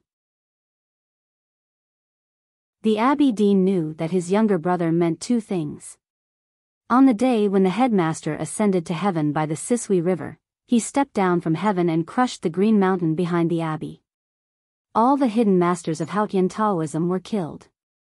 From that moment on, the focus of Haotian Taoism had shifted from the Jishou Abbey to the West Hill Divine Palace. Because power had nothing to do with faith, but only with power. He was still there, and the Jishou Abbey was still the leader of Haotian Taoism. But now he was useless.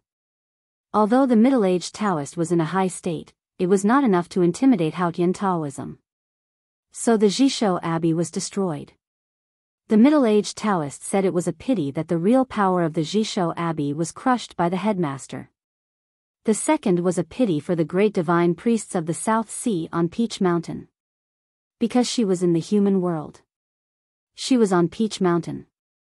I don't think it's a pity. The Abbey Dean threw the thing in his hand on the ground beside the couch. It should be some hard object. Then he looked at the ground and said, "She can't win, at least not today." The middle-aged Taoist looked over and saw two pieces of old ox bones, one upside down and one upside down on the ground. This was it. Chapter 3, Try to finish before 4:30. To be continued. If you like this work, please come to Chidian.com to vote for me. Your support is my biggest motivation.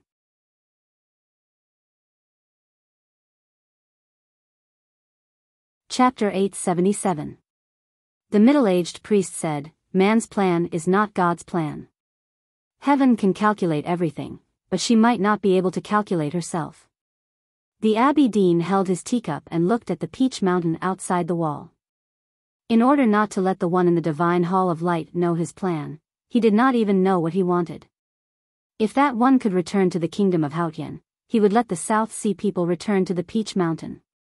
It could be said that the true successor of the Divine Hall of Light would be hosting the Right to Light. But if that one could not return, then the Right to Light would be meaningless. Taoism had to consider its future. The South Sea people were his power, and Shinpipi did not need to be sacrificed. The middle-aged priest said, "How could she lose?" The Abbey Dean said, "She was kept in the human world by the headmaster. If she could not sever her ties with the mortal world, then she would lose." The middle-aged priest said, "Even if she could not, she could still take the lives of Taoism." The Abbey Dean said, "Although she has come to the human world and is no longer the Haotian I believe in, she must be absolutely objective and fair just like Haotian. I have done so much for Haotian Taoism, why does she want to kill me? I have traded my faith for my survival. No one can break it." The middle-aged priest asked, "What about the South Sea people?" The Abbey Dean said, "If they can live, then they will be the future of Taoism. If they die, then please rest in peace." In the front yard of the Peach Mountain in the Divine Halls of West Hill, the head of the Revelation Institute stared at Zhao Nanhai and asked, "What do you want?" After 600 years, the great divine priest of the South Sea had returned to the human world. Of course, it was not for the Right to Light.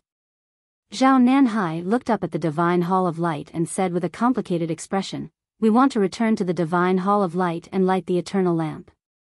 The South Sea people inherited the great divine priest of light and were recognized by Taoism. Now that the divine priest of light was without a master, it was not unreasonable for them to ask for the position. Most importantly, from the previous rite, people could vaguely feel that these returning divine priests might really have the ability to return to the Divine Hall of Light. Hearing the South Sea people's request, the hierarch no longer leaned forward.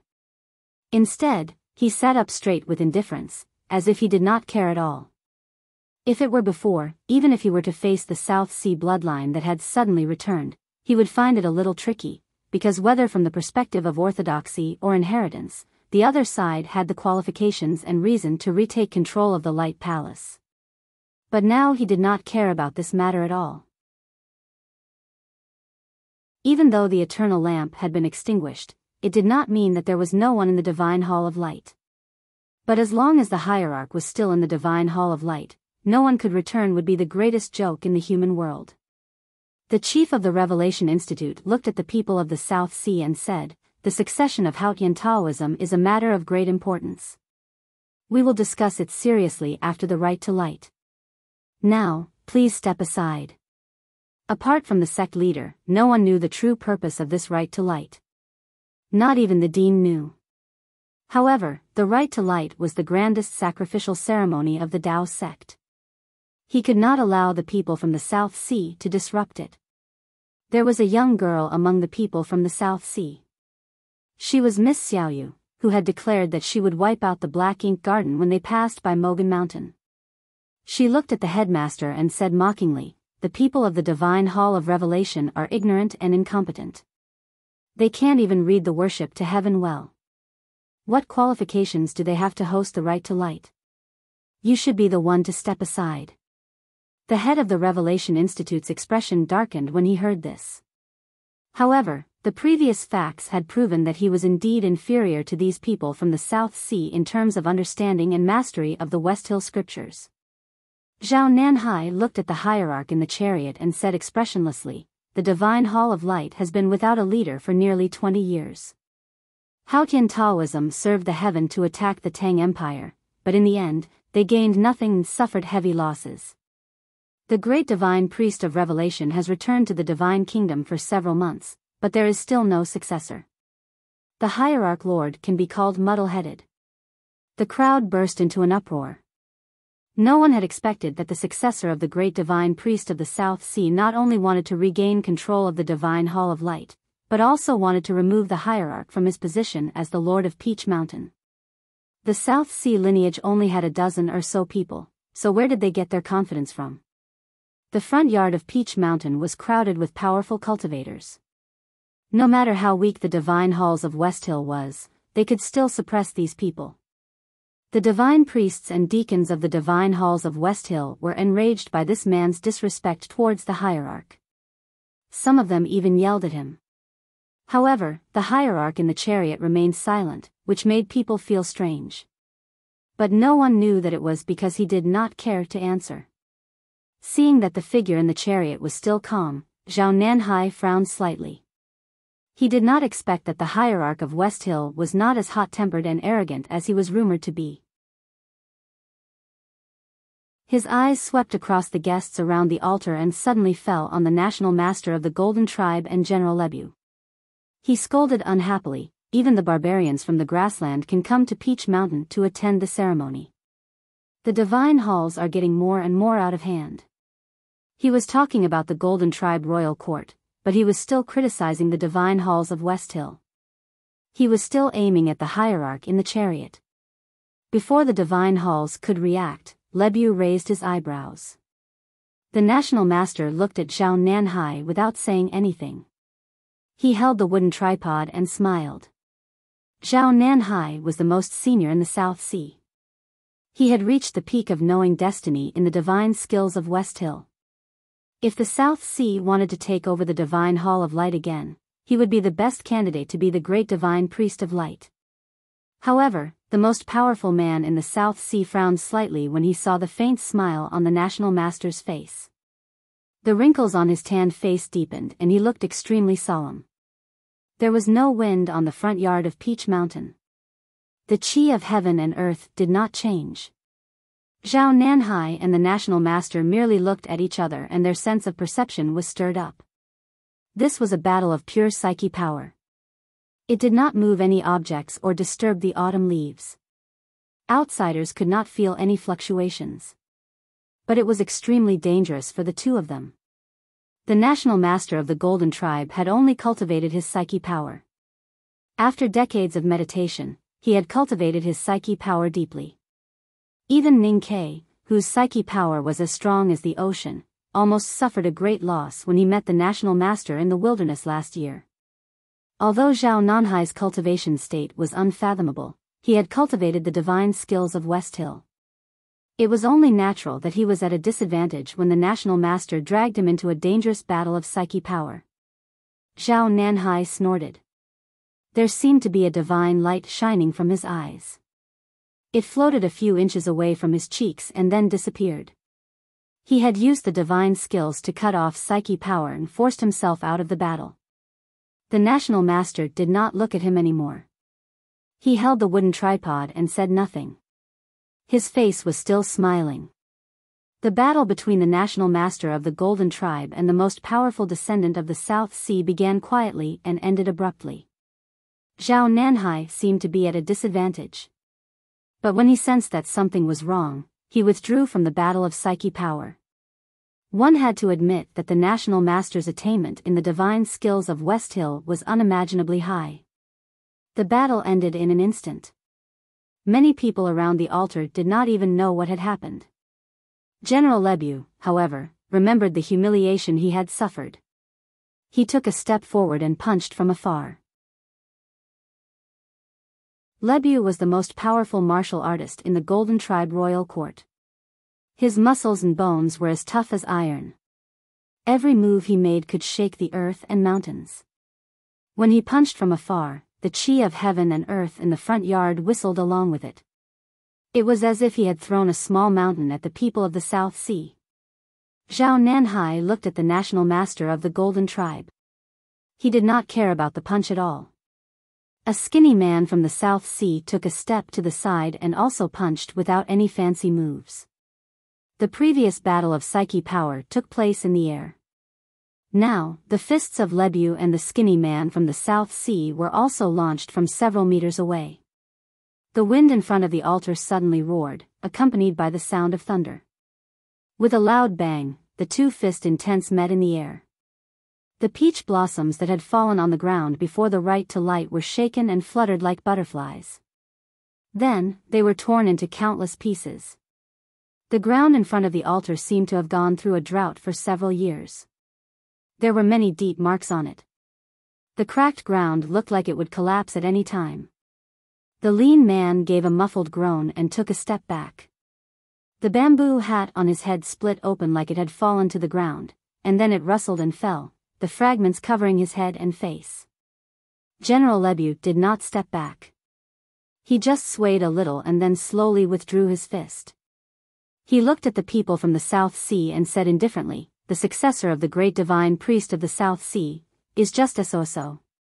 Zhao Nanhai looked at the national master of the Golden Tribe and said, "No wonder you could stand against the Tang Empire for so many years. You are indeed impressive." The national master of the Golden Tribe and the general had shown their powerful states. It was not surprising that they could stand against the Tang Empire for so many years. What really shocked people was the people from the South Sea. The South Sea lost both battles. But people could clearly see that Zhao Nanhai's state was indeed unfathomable. If he really went all out, even the national master of the Golden Tribe would find it tricky.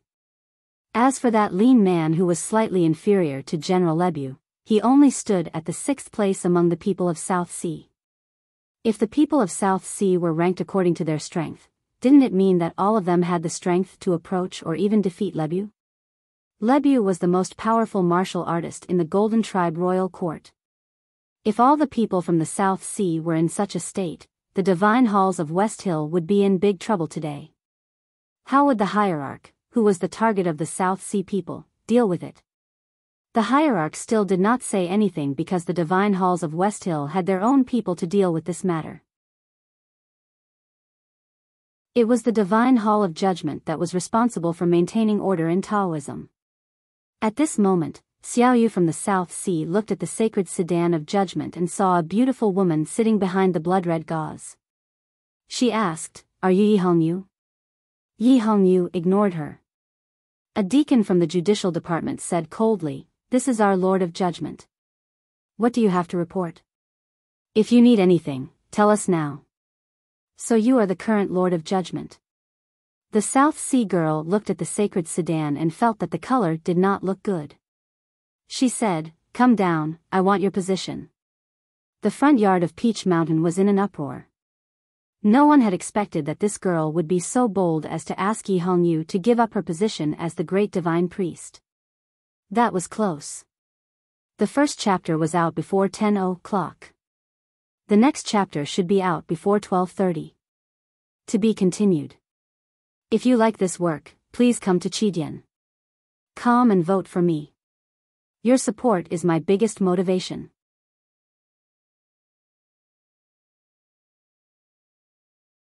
Chapter 878. Yi Hongyu thought of the previous 2 battles and was speechless. In the West Hill Divine Palace, she was the one who studied the divine skills the most. However, she found that the South Sea people were indeed the successors of the light 600 years ago. Zhao Nanhai's attainments in the divine skills were even better than hers. And the fight between Lieb and the lean man from the South Sea was vaguely similar to the fight between Tang and Xiaohe. Lieb deserved to be the #1 martial arts expert in the royal court, but where did the lean man learn to be so skilled? She was thinking about these things in the sacred chariot. Her subordinates from the judicial department were watching her from outside the chariot, waiting for her orders. At this time, the tactical array in the Peach Mountain was ready. 2,000 papal cavalrymen had gathered and were ready to charge. Hundreds of black-robed deacons were ready to collect the bodies of the people from the South Sea. At this moment, the voice of the South Sea girl rang in front of the altar. She sounded calm and proud. Yi Hongyu raised her eyebrows. The priests and black-robed deacons around the sacred sedan looked even worse. They were waiting for the great divine priest's order to activate the array and kill all the arrogant South Sea people. Yi Hongyu looked at the girl quietly, as if she was looking at her proud self many years ago. She did not order the judicial department to attack. Instead, she wanted to kill them. Chen Pipi had been sitting on the altar. Because of the return of the South Sea people, he was almost forgotten as a sacrifice for the right to light. He was very satisfied with his current situation. Since he could not guess the real reason why his father sent the South Sea people back to Peach Mountain, he just needed to keep himself alive. He asked the West Hill Divine Guards to get him some tea and melon seeds. Of course, no one paid any attention to him. But he still enjoyed the show until he heard the words of the South Sea girl. Looking at the healthy skin and delicate eyes of the South Sea girl, he sighed. He thought to himself, she is quite pretty. Why did she mess with that woman? Wouldn't it be a pity for her to die like this? The girl from the South Sea did not notice his expression. She looked at Yi Hongyu in the sacred sedan and said, I have been cultivating Taoism since I was a child and mastered the divine incantation at the age of 17. I am the youngest person to enter the knowing destiny state besides my cousin. I heard that you also cultivated the divine incantation, but you only reached the knowing destiny state at the age of 20. What right do you have to sit in front of me? People in the field were shocked and they saw that she dared to speak to the sacred sedan of judgment in such a way. At this time, they were even more shocked and they heard that she said that she had reached the knowing destiny state at the age of 17. However, there was more pity and mockery in their eyes when they looked at this girl from the South Sea. They just didn't know what kind of genius her cousin was. It was extremely rare for a cultivator to reach the knowing destiny state at the age of 17. Other than the academy and the Jishou Abbey, it was hard to find such an example. The South Sea girl had her reasons for being so proud. However, everyone in the cultivation world knew that it was not impossible for the great divine priest of judgment, the Tao addict, to reach the knowing destiny state at the age of 17. She just suppressed her realm at the see-through realm with great perseverance, waiting for the perfect opportunity to break the realm. What kind of terrifying state of mind did this require? How strong was his will? Because of this, Yi Hongyu, the Tao addict, had truly surpassed the category of young cultivators. She reached the peak of the knowing destiny state within a few years and became the great divine priest of judgment that everyone looked up to. There were many cultivation geniuses in the world, but who could really reach Yi Hongyu's position? How could ordinary young geniuses compete with such a figure? The South Sea girl felt the eyes of the crowd and was puzzled. She wondered why she did not receive praise or surprise when she reached the knowing destiny state at the age of 17, but only pity and mockery. She thought that the cultivation world of the Central Plains must be afraid of Yi Hongyu's status and deliberately used this kind of emotion to affect her state of mind. She could not help but become angrier and was about to call out her natal Taoist sword. In the beginning, Zhao Nanhai did not stop her from mocking Yi Hongyu, because he knew that his daughter was indeed a genius in cultivation. He also believed that Yi Hongyu's ability to become the great divine priest of judgment at such a young age did not mean that she was powerful. It only meant that the West Hill Divine Palace was declining. The South Sea branch lived in the South Sea and only knew the general situation of the cultivation world of the Central Plains, but not the specific situation. It was not until he saw the expressions of the crowd that Zhao Nanhai realized something was wrong. He called out to his daughter and looked at Yi Hongyu in the sacred sedan of judgment. He said, "My daughter is arrogant and does not know the immensity of heaven and earth. Please forgive her, great divine priest." The crowd did not expect him to say this, nor did they expect him to continue, if the rules of the Divine Hall have not changed, I remember that the position of the Great Divine Priest of Judgment has always been obtained through blood. Yi Hongyu sat in the sacred sedan with her chin resting on her hand. Hearing Zhao Nanhai's words, her eyes brightened. She said, "If you can kill me, the seat of heavenly black jade will be yours." The inheritance of the seat of heavenly black jade in the Divine Hall of Judgment had always been accompanied by death. The succession of every great divine priest of judgment was a bloody and tragic history.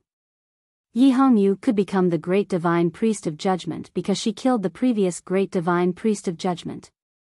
Of course, she could completely ignore Zhao Nanhai's challenge. But who was she? She was Yi Hongyu. Her favorite thing was to fight against the strongest. Since she had already seen Zhao Nanhai's profound attainments in divine skills, there was no reason for her not to accept the challenge. However, it was not Zhao Nanhai who came out to fight. It was a middle-aged man who looked like a fisherman. This time, the crowd noticed that this man was ranked 4th in the South Sea Group. He was ranked 4th in the South Sea Group and he wanted to sit on the seat of heavenly black jade. The crowd looked at the tanned, skinny, and short middle-aged man and frowned. He was really overestimating himself. However, after the middle-aged man walked out of the group, his skinny right hand slowly reached out of his red robe. With a clear whistle of a sword, a Taoist sword appeared out of nowhere and floated in the air. With the appearance of the Taoist sword, the skinny, short, and tanned middle-aged fisherman naturally exuded a murderous aura. The autumn wind on Peach Mountain made his robe flutter. What a grand master! The crowd no longer thought that this man was overestimating himself. Lu Yiqing's sword in the scabbard at his waist buzzed faintly. He closed his eyes and felt the sword whirl in the air. He was sure that even he was no match for this man. Yi Hongyu sat in the sacred sedan. She could not help but frown when she saw that it was not Zhao Nanhai who came out to fight. However, since the middle-aged man had already drawn his sword, she did not bother to change the opponent. She and Ning Ke were people who always fought without hesitation. She casually waved her sleeve and a flash of sword flew out of the sedan and stabbed at the middle-aged man. The Taoist sword came so suddenly that little Yu from the South Sea scolded, "Shameless sneak attack." The middle-aged man looked serious and began to dance in front of the altar. Yi Hongyu's sword was as sharp as ever. It went straight for the middle-aged man's face. A deafening buzz sounded in the air above the front yard of Peach Mountain. The middle-aged man was dancing.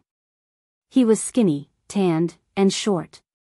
Therefore, he looked very funny when he danced. However, his grandmaster's demeanor was not affected at all. The thin Taoist sword in the air suddenly disappeared along with his dance. It followed a strange curve to the front of the sacred sedan. The trajectory of this man's Taoist sword was too mysterious. It was neither straight nor curved. It was more like a fish swimming in the deep sea. It would move forward and then suddenly turn back.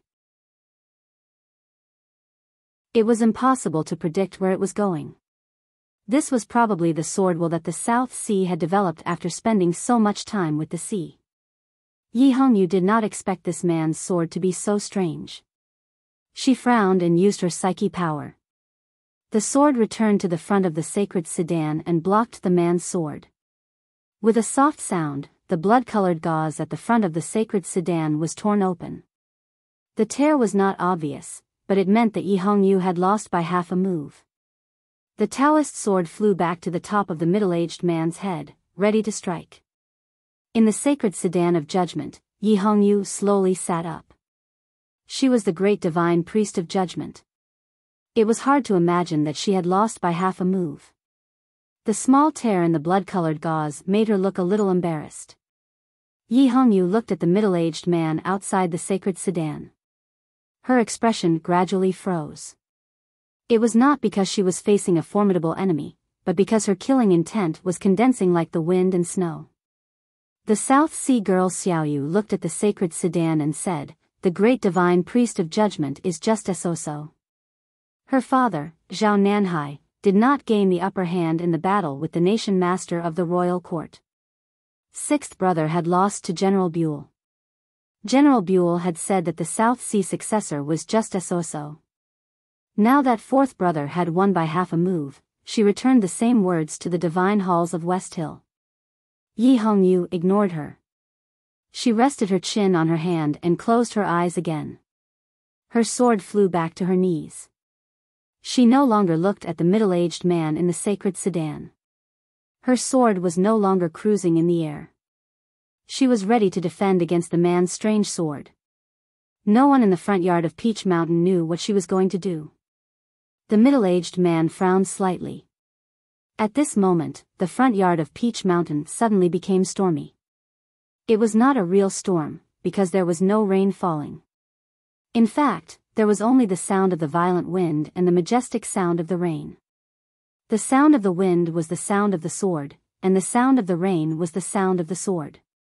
Yi Hongyu still had her eyes closed. Her Taoist sword was still on her knees. But thousands of white turbulence came out of the sacred sedan and pierced towards the middle-aged man in front of the altar. Every white turbulence was an illusory sword. She closed her eyes, but there was divine starlight in them. She had already seen through the chi of heaven and earth in the front yard of Peach Mountain. She did not use her sword, but thousands of swords came out. Thousands of swords came out. The second layer of the array covering Peach Mountain was faintly glowing. Even the array appeared automatically. It was not hard to imagine the power of the rain of swords. The middle-aged man shouted and summoned his Taoist sword to protect himself. The Taoist sword was extremely thin and looked like a swimming fish. In an instant, it emitted infinite light and tightly protected his body. With countless crisp sounds, thousands of illusory swords fell like rain, enveloping the middle-aged man. However, the thin light sword in front of the middle-aged man did not dim at all. He had used the West Hill divine skill to enter swordsmanship. Everyone was shocked again. No wonder he was the true successor of the South Sea sect of light. He did not show any signs of defeat in the face of the violent sword momentum of the divine priest of judgment. The South Sea girl looked at Yi Hongyu in the sacred sedan and said, "They all say that you are powerful. Is this all you are capable of?" Yi Hongyu rested her chin on her hand and closed her eyes. She did not look at her, nor did she look at the middle-aged man. She knew that the middle-aged man was doomed. Ever since she mastered swordsmanship, she had only used this method twice. The first time was before the Verdant Canyon. She used tens of thousands of swords and only trapped Jun Mo for a moment. Today, she only used thousands of swords. But where in the world could she find another Jun Mo? I have to finish the third chapter before 2:30. I am so proud of writing about Yi Hongyu. What kind of mentality is this? To be continued. If you like this work, please come to Chidian.com and vote for me. Your support is my greatest motivation.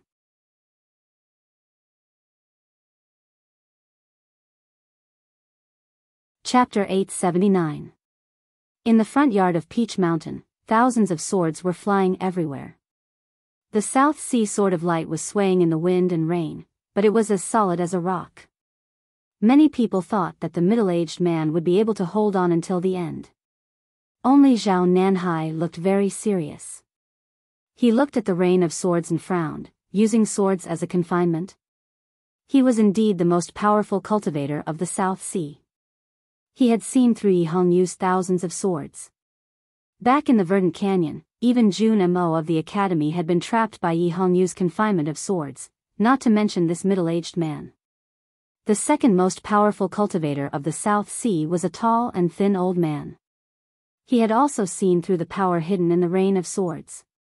He dashed out from behind Zhao Nanhai and reached his right hand into the air. A beam of Holy Haotian's divine light shot out from his palm, trying to stop the rain of swords and save the middle-aged man. The middle-aged man also felt the terror in the rain of swords. He shouted and forced all his cultivation into the thin light sword that was like a swimming fish. The thin sword stabbed towards the divine carriage of judgment while he quickly retreated with the protection of the tall and thin old man's divine light. He wanted to save his own life. With a soft sound, the slender light sword pierced through the bloody gauze and stabbed between Yi Hongyu's eyebrows. Yi Hongyu had already opened her eyes when the tall and skinny old man, who was ranked second in the South Sea, released his divine light. Starlight shone in the depths of her eyes and she could not suppress her anger. She wanted to kill that middle-aged man, but someone was trying to stop her. This made her very unhappy.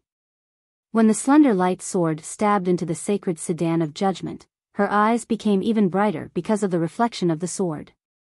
She did not raise the Taoist sword on her knees, but her left hand. The slender light sword was like a swimming fish. Its trajectory was extremely strange, sometimes to the left, and sometimes to the right. However, when Yi Hongyu reached out her hand, the light sword was immediately caught. The light sword trembled and struggled between her fingers like a fish that had landed on the ground and was waving its tail. Her slender fingers were covered with a layer of faint divine light that looked like pincers. With a sizzling sound, a wisp of green smoke rose from the thin light sword. It was turned into scrap metal by Yi Hongyu's divine light. It no longer struggled and was casually thrown onto the ground in the carriage, like a dead fish. Outside the carriage, the middle-aged man who was retreating quickly sensed that the trace of his natal sword had disappeared from his sea of consciousness. He could not help but feel great sorrow, anger, and fear. He spat out blood. He infused the Westhill divine skills into his sword and watched the fish in the sea to comprehend a new sword style. He was indeed powerful. That was why he could avoid Yi Hongyu's Taoist sword and tear the veil of the divine sedan of judgment at the beginning. However, what could he do when Yi Hongyu knew what his sword style was? The Westhill divine skill was her original cultivation. Sword will like swimming fish? There was a word fish in her name. A few years ago at the Daming Lake in the wilderness, she turned her Taoist sword into a fish and killed Ning Ke and Mo Shanshan. Now she was the great divine priest of judgment. How could she be hurt by such a sword style? Most importantly, the middle-aged man's sword flew into the carriage and reached in front of her. After receiving Lu Bai's letter, who else in the world could have an unimpeded sword within a foot of her? Even with the help of the South Sea masters, Yi Hongyu still snatched the middle-aged man's natal sword, causing him to spit out blood and be seriously injured. In everyone's eyes, she had already won, and a proud victory at that. However, she was not ready to give up. Anyone who challenged the great divine priest of judgment would die if he lost. There could not be a second ending. She set up the confinement of sword rain to kill the middle-aged man. Even if the unfathomable tall and thin old man was using Haotian's divine light to block the sword rain, she still wanted to kill the middle-aged man. Whoever she wanted to kill had to die. The sword rain was still falling. The tall and thin old man raised his right palm and supported it with Haotian's divine light. The confinement had not been completed yet. As long as the middle-aged man retreated a few feet, he would be able to escape death. Zhao Nanhai was no longer worried. The tall and thin old man finally heaved a sigh of relief. In that instant, the blood gauze around the sacred sedan of judgment began to move even though there was no wind. The gauze that had been cut by the middle-aged man's Taoist sword fell down slowly. A figure dashed out of the sedan like a fairy and crossed dozens of feet in an instant. She flew past the tall and thin old man and came before the middle-aged man. It was Yi Hongyu. She held her natal sword and stabbed at the middle-aged man. There were gasps in the front yard of Peach Mountain. No one would have thought that Yi Hongyu would leave the sacred sedan of judgment and risk her life as a great divine priest. In the world of cultivation, no one would choose close combat except for martial arts cultivators and the powerhouses of the Devil's Doctrine. Even the sword Garrett of South Jin Kingdom, which was particular about keeping 1 foot in front of the opponent, would not go near the opponent. Yi Hongyu had her own reasons. She had been used to close combat since she was very young. That was because no matter how fast the Taoist sword could fly, it would not be as direct as a sword thrust forward. Only by watching the enemy die in front of her could she ensure that the enemy would not come back to life. Later on, she fought with Ning Ke and learned a lot from him. Even though she did not have the fearless body of the powerhouses of the Devil's Doctrine like Ning Ke, who cultivated the Great Spirit, she had learned from Lu Bai's sword. That sword was a matter of course. If it wanted to stab someone, it would stab them. As long as the enemy was within a foot in front of her, there was no way to escape. Even the heavens and the earth could not avoid it. What if the enemy was not in front of her when they were dozens of feet apart? If the Green Mountain did not come to her, then she would come to her. If she came to her, then she would come within a foot of her, then she would die. The middle-aged man was the closest to her sword. He could clearly feel the killing intent from the sword. He could smell fear and death. At this moment, his natal sword had been destroyed, so there was no way he could avoid this sword. He quickly used the Westhill divine skill and gathered the divine flame between his palms, turning it into a ball of blazing light in an attempt to block this terrifying sword. The tall and thin old man was using his right palm to resist the confinement of sword rain. Seeing that his younger brother was in a desperate situation, his face turned extremely serious. He pointed his left hand at a distance. This was not a simple move. The tip of his finger was full of divine flame, like a blooming flower. A thin divine flame shot out from the flower. Although they were dozens of feet apart, the tip of his finger seemed to be pressing on Yi Hongyu's back. Yi Hongyu felt the change behind her, but her expression did not change. She held her natal Taoist sword and continued to stab the middle-aged man. After the Taoist sword stabbed into the ball of light made of divine flame, it made a sizzling sound. But it did not stop, because her sword was also burning with divine flame. She ignored the finger coming from behind because she had to deal with the sneak attack of the tall and thin old man. The middle-aged man would take the opportunity to escape. The most troublesome thing was that Zhao Nanhai would be able to react as soon as she could. She was not afraid, but she would not be able to kill the middle-aged man. She had to kill the middle-aged man, even if she was injured. Because she was the Great Judgment. Anyone who dared to challenge her would be sentenced to death. Yi Hongyu's sword stabbed into the middle-aged man's chest, piercing through his heart. The sound of the beating meat could be heard from the front yard of Peach Mountain. Blood spurted out. The middle-aged man screamed and fell to the ground. Zhao Nanhai, who was standing by the side, let out an angry roar. The tall and thin old man's face turned livid. He withdrew his right palm and attacked her with all his strength, ignoring the confinement of sword rain.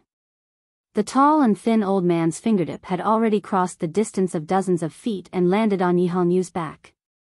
As he attacked with all his strength, Haotian's divine flame followed his finger. Yi Hongyu was about to kill someone, but she had no time to turn around or react. Just when everyone thought she was about to be seriously injured, a golden flower suddenly bloomed on her back. It was right in front of the finger with divine flame. The golden flower was pure and holy. It was the Haotian's divine flame condensed by the Westhill divine skills.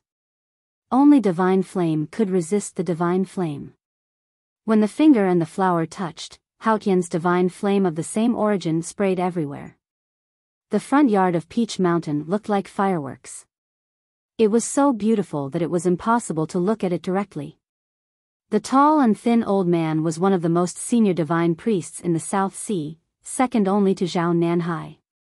In terms of Westhill divine skills, he was more powerful than Yi Hongyu, and his cultivation was also more profound. The dazzling fireworks produced by the collision of Haotian's divine flame did not last long before dimming, which meant that he had won. The people of the divine halls of Westhill shouted in shock. Some of them looked anxiously at the sacred sedan, hoping that the hierarch lord could save Yi Hongyu at this critical moment. However, what happened next was beyond everyone's expectation. The tall and thin old man's fingertip crushed the golden flower on Yi Hongyu's back from dozens of feet away. It fell on her blood-red gown of judgment and tore it again, piercing into her flesh.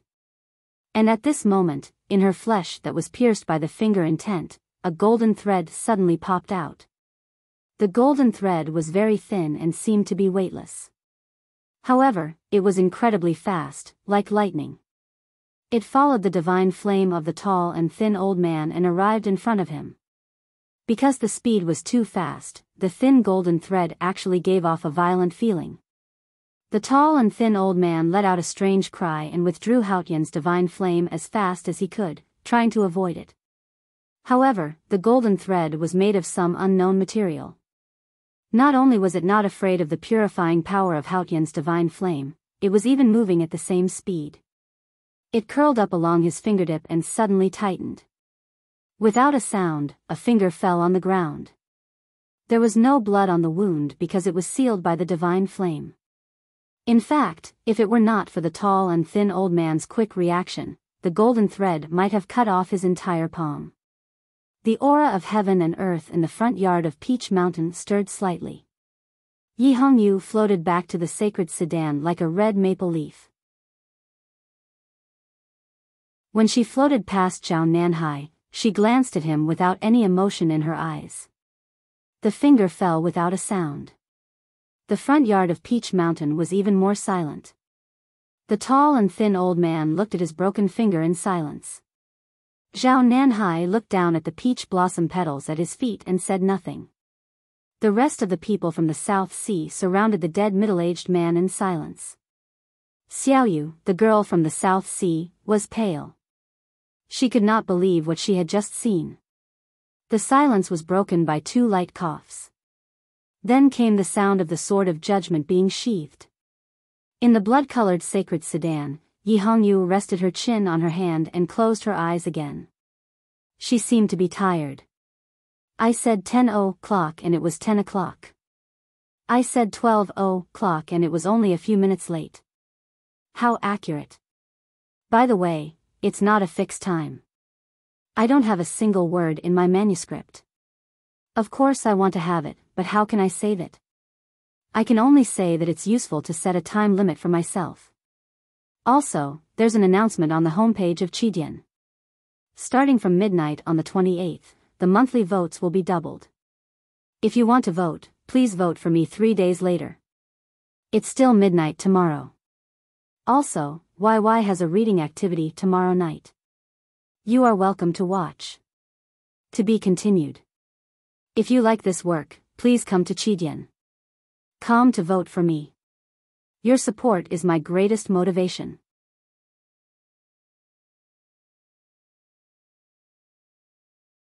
Chapter 880. Her originally red lips were now a little pale. She seemed a little tired, but no one thought that she was weak. It was as if her sword was quietly placed by her side, but it had already said 1,000 words.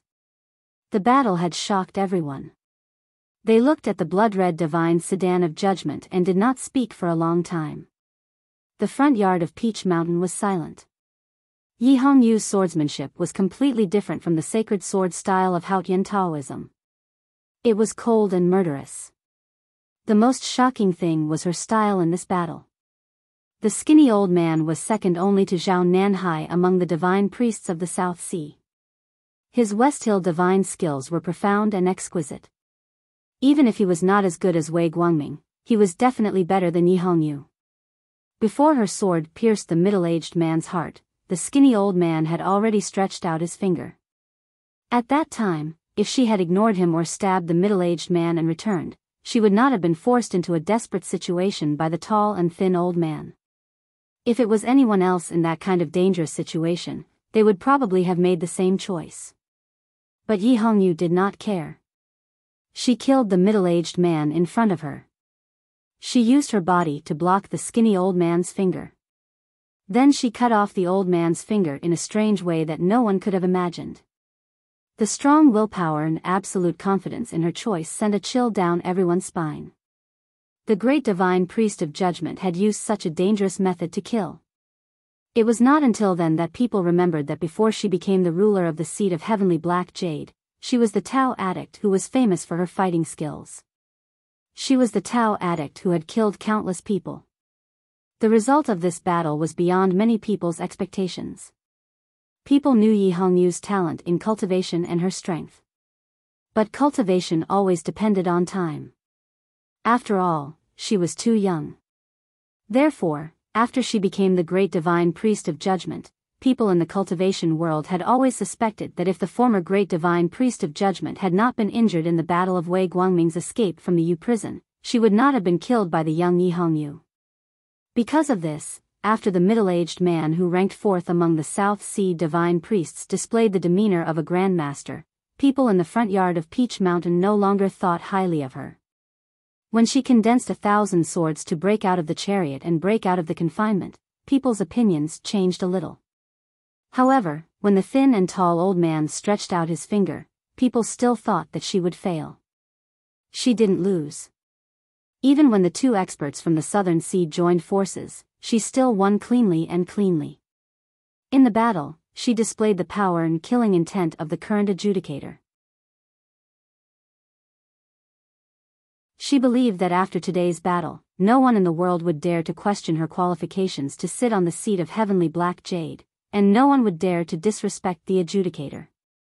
Xiaoyu, the girl from the South Sea, looked at the divine sedan of judgment with a pale face. She had noticed Yi Hongyu's emotionless look when she returned to the sacred sedan. Yi Hongyu was looking at her father, not her, because there was no proud girl from the South Sea in her eyes. If it had been a moment ago, the South Sea girl would have felt that this was contempt and humiliation. She would definitely have been enraged, but now, she had to admit that this was the truth. She was also a cultivation genius. She had reached the knowing destiny state at the age of 17, which was extremely rare in the history of cultivation. However, she lived in the remote and barren South Sea and had no reputation in the cultivation world. Every time she thought of the so-called 3 addicts of the cultivation world of the Central Plains, she felt contempt and injustice, thinking that they were just lucky people. Since she came to the Central Plains from a small town in the South Sea, what she wanted to do most was to defeat the 3 addicts, the most famous in the cultivation world. She wanted to tell everyone that only she and her cousin were the real cultivation geniuses. That was why when she passed by Mogan Mountain, she wanted to meet the legendary calligraphy addict in the Black Ink Garden. That was also why she challenged Yi Hongyu after coming to Peach Mountain. However, the calligraphy addict did not even fight with her. Yi Hongyu killed her 4th uncle in front of her, and then cut off one of the fingers of the uncle master whom even she respected. If the Tao addict was so powerful, how weak could the calligraphy addict be? The girl from the South Sea looked at the sacred sedan with a pale face. She thought that the cultivation world of the Central Plains was indeed a terrifying place. No one could be famous because of luck. Everyone in the front yard of Peach Mountain was surprised by Ruling Sword's imposing manner. Only 2 people had already guessed the result of this battle, because they were very familiar with Yi Hongyu. It was interesting to say that Yi Hongyu was the great divine priest of judgment of the West Hill Divine Palace. But the people who were really familiar with her and knew her to the bone were the 2 disciples of the academy. Chen Pippi had lamented before the battle that the people from the South Sea were courting death by provoking that crazy woman. Ning Ke, who was hiding in the crowd, had been smiling without saying a word. Chen Pippi only knew that Yi Hongyu was cruel, crazy, and powerful. Ning Ke also knew why she was so powerful. Just as Yi Hongyu had said, in the cultivation world where cultivation states and manners were so important, only she and Yi Hongyu were the ones who truly knew how to fight. They had risked their lives for each other several times. She knew his shamelessness and cruelty, and he also knew that there was a cold golden thread in her body. They were truly on the same path. Apart from the people, there was also a sword that was watching the battle. The sword had been floating quietly in the air in front of the altar. It belonged to Lu Bai and was the most powerful sword in the world. However, since Lu Bai did not come to the Peach Mountain personally, the sword was just an inanimate object in the eyes of the crowd. They did not pay much attention to it. In the fierce battle, they had even forgotten about the existence of the sword. Therefore, no one saw that when Yi Hongyu flew out of the sacred sedan and stabbed the middle-aged man with her sword, the sword nodded slightly in the autumn wind, showing its approval. Because that sword was the great river sword style, and the foot in front of her was the secret art of the sword garret of South Jin Kingdom. The great divine priest of judgment is indeed the youngest great divine priest of West Hill in 1,000 years. Zhao Nanhai looked at the blood-red sacred sedan and spread his hands. He said solemnly, I, Zhao Nanhai, the descendant of light, challenge you. Zhao Nanhai was the most powerful cultivator from the South Sea. Even though he did not gain the upper hand in the battle of psyche power with the national master of the Golden Tribe, his true strength was the divine skills of West Hill. To be able to stand as still as a peach mountain before the psyche power of the national master of the Golden Tribe, one could imagine how terrifying he would be if he went all out. In terms of seniority, he was of the same generation as the hierarch master. He was Yi Hongyu's uncle master. That was why he had spoken rudely to the divine sedan of judgment earlier. However, he addressed Yi Hongyu respectfully now. This meant that he recognized Yi Hongyu's right to be the great divine sedan of judgment. This showed his respect for the divine hall of judgment and his determination to defeat Yi Hongyu.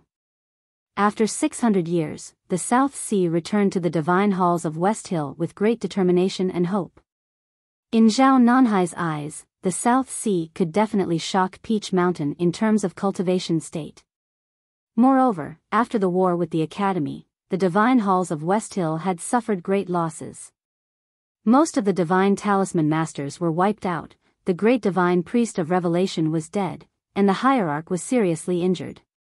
The only one left to support the divine halls was the Tao addict, Yi Hongyu. Who would have thought that when they came to Peach Mountain, they would find that the hierarch, who was rumored to be seriously injured and on the verge of death, had actually fully recovered. It seemed that he was even more powerful than before. And the young great divine priest of judgment, who they thought had an undeserved reputation, had completely suppressed the momentum of the South Sea lineage by himself. Zhao Nanhai could not allow this situation to continue. Otherwise, he would not be able to overthrow the hierarch and take back the divine hall of light that once belonged to him. That was why he did not hesitate and challenged Yi Hongyu again in the sacred sedan. The young great divine priest of judgment was indeed powerful, but he was still confident that he could defeat her. In the sacred sedan, Yi Hongyu rested her chin on her hand and closed her eyes, as if she did not hear what Zhao Nanhai said. She did want to fight with Zhao Nanhai before because she was very interested in the divine skills of West Hill of the South Sea. But now she did not want to because she was tired. Besides, many things would happen in the right to light today. The people from the academy had not arrived yet. She had already shown her power with the sword of judgment. She did not want to waste more energy. The inheritance of the great divine priest of judgment relied on killing and blood. But this did not mean that the person sitting on the seat of heavenly black jade had to accept endless challenges. If that person did not want to accept challenges, then those who wanted to seize the position of the great divine priest of judgment must first kill a bloody path to the seat of heavenly black jade. She raised her right hand. The divine priests and black-robed deacons of the divine hall of judgment outside the sacred chariot were ready for battle. Hurried hoofbeats came from the front yard. More than 2,000 papal cavalrymen began to gather, ready to charge. Even the big array in Peach Mountain began to show its power. She was the current great divine priest of judgment, so she had the right to fight if she wanted to. If Zhao Nanhai did not want to fight, then he could kill everyone from the divine hall of judgment first. She never cared about dignity on the battlefield, nor did she respect courage. As mentioned before, she and Ning Ke were different in the cultivation world. When needed, they would never hesitate to send a group of subordinates to fight a single enemy. The divine hall of judgment was ready to crush the South Sea. Previously, the South Sea could enter the front yard of Peach Mountain because they were all Orthodox Taoism. Now that the great divine priest of judgment had raised her hand, they could not care less about Taoism.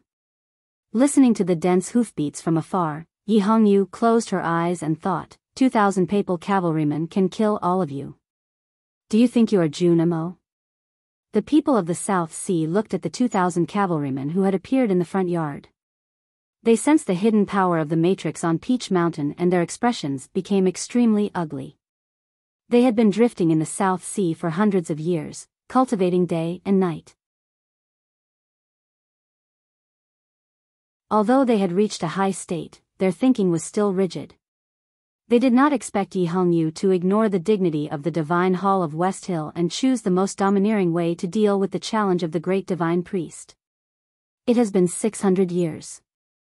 Is Taoism going to kill each other again? Zhao Nanhai stared at Yi Hongyu in the blood-colored sacred sedan and said in a low voice.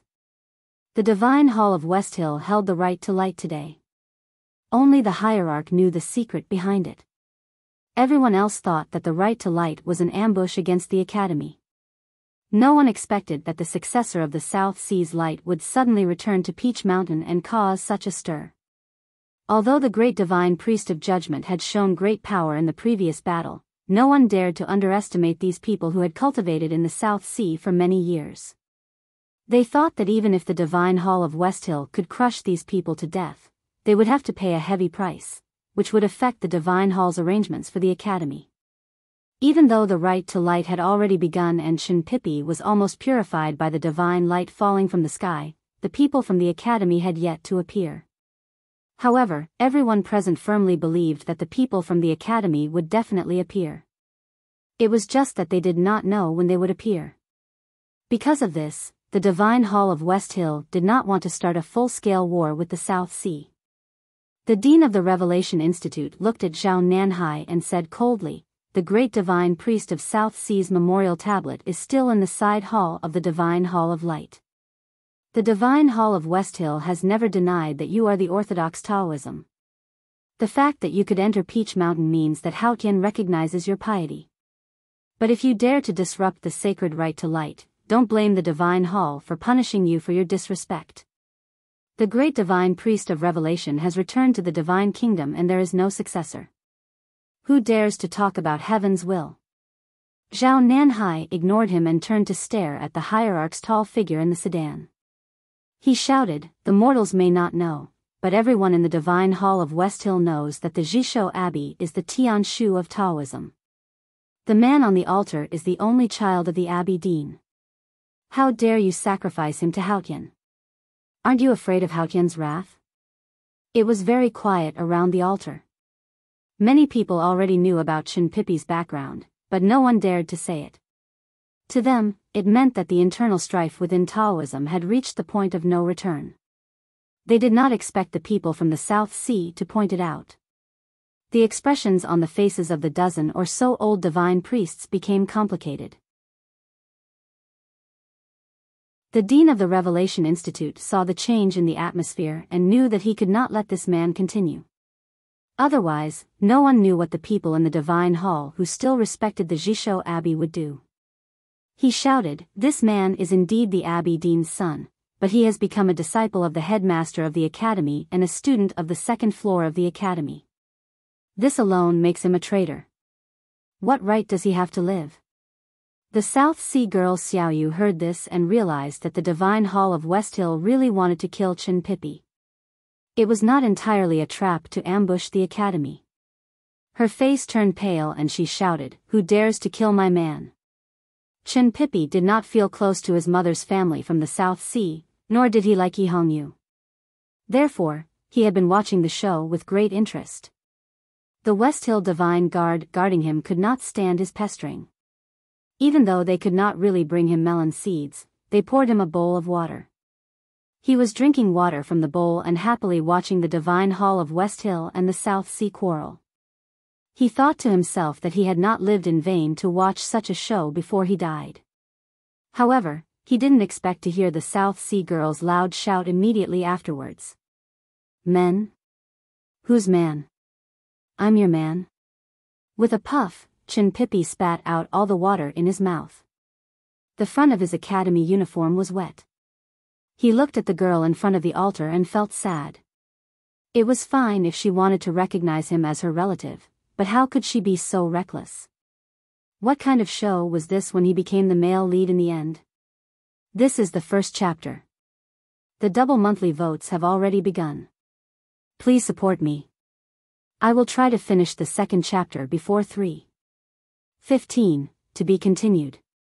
If you like this work, please come to Chidian.com to vote for me. Your support is my greatest motivation.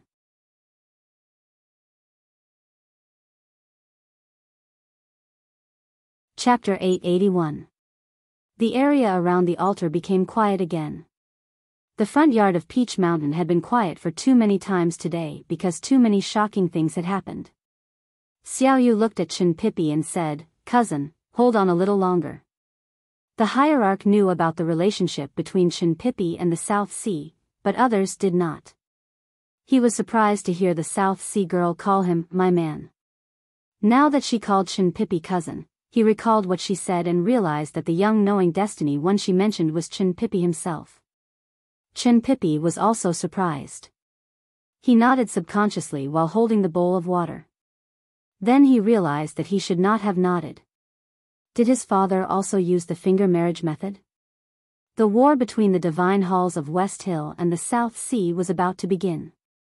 In fact, neither side wanted to start the war because they both belonged to Taoism.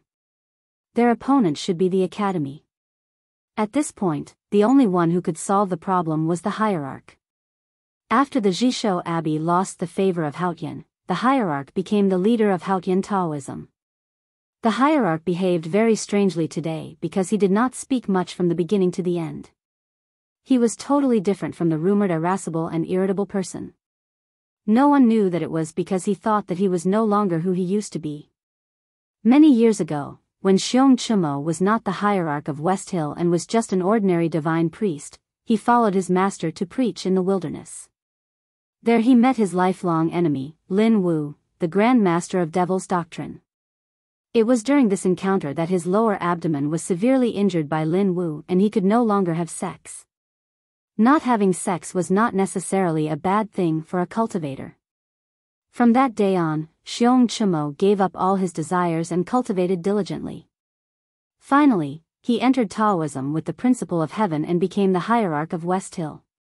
His lifelong enemy, Lin Wu, cultivated 23 years cicada cultivation and became the third sister of the academy, Yu Lian.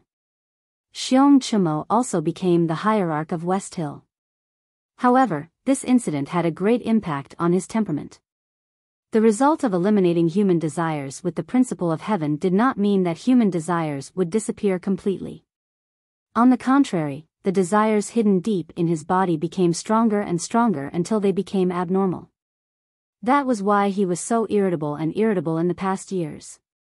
Xiong Chumo liked her tall image, but she didn't like her hot-tempered image. As the West Hill hierarch, he had seen people like himself who were at the peak of the cultivation world. Those people, whether it was the three great divine priests or Lu Bai, all had the elegant bearing of a grandmaster. He also wanted to be like them, but he couldn't do it because there was always a fire in his lower abdomen that he couldn't vent. It was not until recently that Haotian came to the human world and gave him good fortune. With the clear blue sky behind him, he was invincible in the world. His mind was clear, and he thought that he should be a little more carefree. He did not care that the successor of the great divine priest of South Sea suddenly came to Peach Mountain.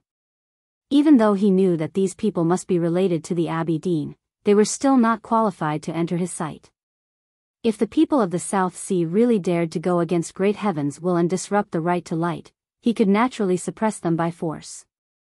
That was why he was calm and silent, appearing unfathomable and unreachable. The mission of the right to light was to open the passage to Haotian's divine kingdom. But for him, it didn't matter even if it failed. He sincerely hoped that he could kiss the ground in front of Haotian's feet forever. He cared more about destroying the academy in the right to light. He wanted to see the most when the 23-year cicada cultivation showed up, he would defeat it with a wave of his hand, and then shock the human world with his elegant bearing.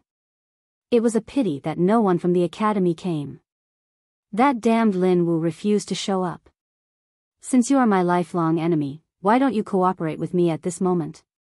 The hierarch looked at the mountains in the distance through the layers of gauze curtains.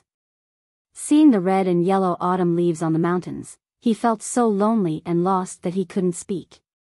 He spoke for the first time that day. His thunderous voice was filled with undisguised contempt, regret, and loneliness. It passed through the layers of gauze curtains and echoed in the Peach Mountain. The academy has no one.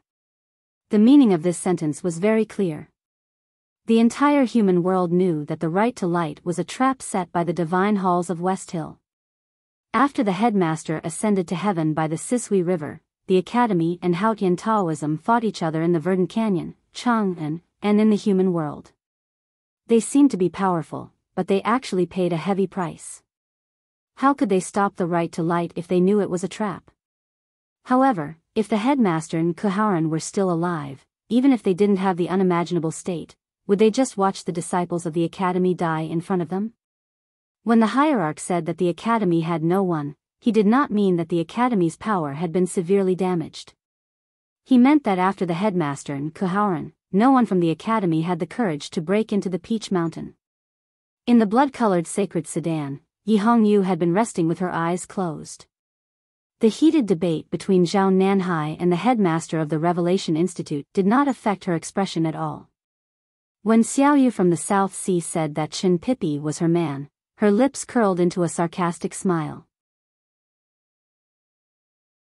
When the hierarch said that the Academy had no one, the sarcasm in her smile intensified. She knew that Ning Ke was on the Peach Mountain, but she did not know where he was. She knew that he would attack eventually, but she did not know who he would attack first. Suddenly, she opened her eyes. Starlight flashed deep in her beautiful eyes. Even the successor of the great divine priest of the South Sea could not make her open her eyes. Who could make her so surprised? Did Ning Ke attack? When Yi Hongyu opened her eyes in the sacred sedan, there was a rush of footsteps on the mountain road outside the Peach Mountain. It seemed that someone was running. Then there was a heavy sound of metal clashing. Tens of thousands of Haotian believers on the front yard looked back in shock. They saw the cavalrymen of the divine halls were in a mess. They could vaguely see a cloud of dust moving forward. Soon after, the sound from that direction became clearer. There were indeed people running at high speed in the dense forest of cavalrymen, and the sound of metal clashing came from weapons. The deacon of the divine halls shouted from afar, "Someone is breaking into the Peach Mountain." The powerful cultivators and distinguished guests around the altar frowned slightly. They looked at the rising dust and felt it was unbelievable. Was someone really breaking into the Peach Mountain? The divine halls of West Hill was right on the Peach Mountain. No one knew how many powerful cultivators were hiding there. The cavalrymen of the divine halls and the West Hill divine guards were enough to kill almost all the intruders. For thousands of years, only the headmaster of the Academy had done it. Who else could break into the Peach Mountain? The great divine priests of the South Sea could come to the front yard because they were the Orthodox Taoism. They were guests of the Peach Mountain with Haotian's permission. But who was it? After a while, the dust was getting heavier and heavier. The sound of metal clashing was getting more and more rapid. The footsteps of the intruder had disappeared. It seemed that he was in a tough battle. Try to finish the next chapter before 5:30. To be continued. If you like this work, please come to Chidian.com to vote for me. Your support is my biggest motivation. You're tuning in to the Biyao's Wuxia Chronicles YouTube channel. Don't forget to subscribe and join us on this journey to catch the most captivating stories.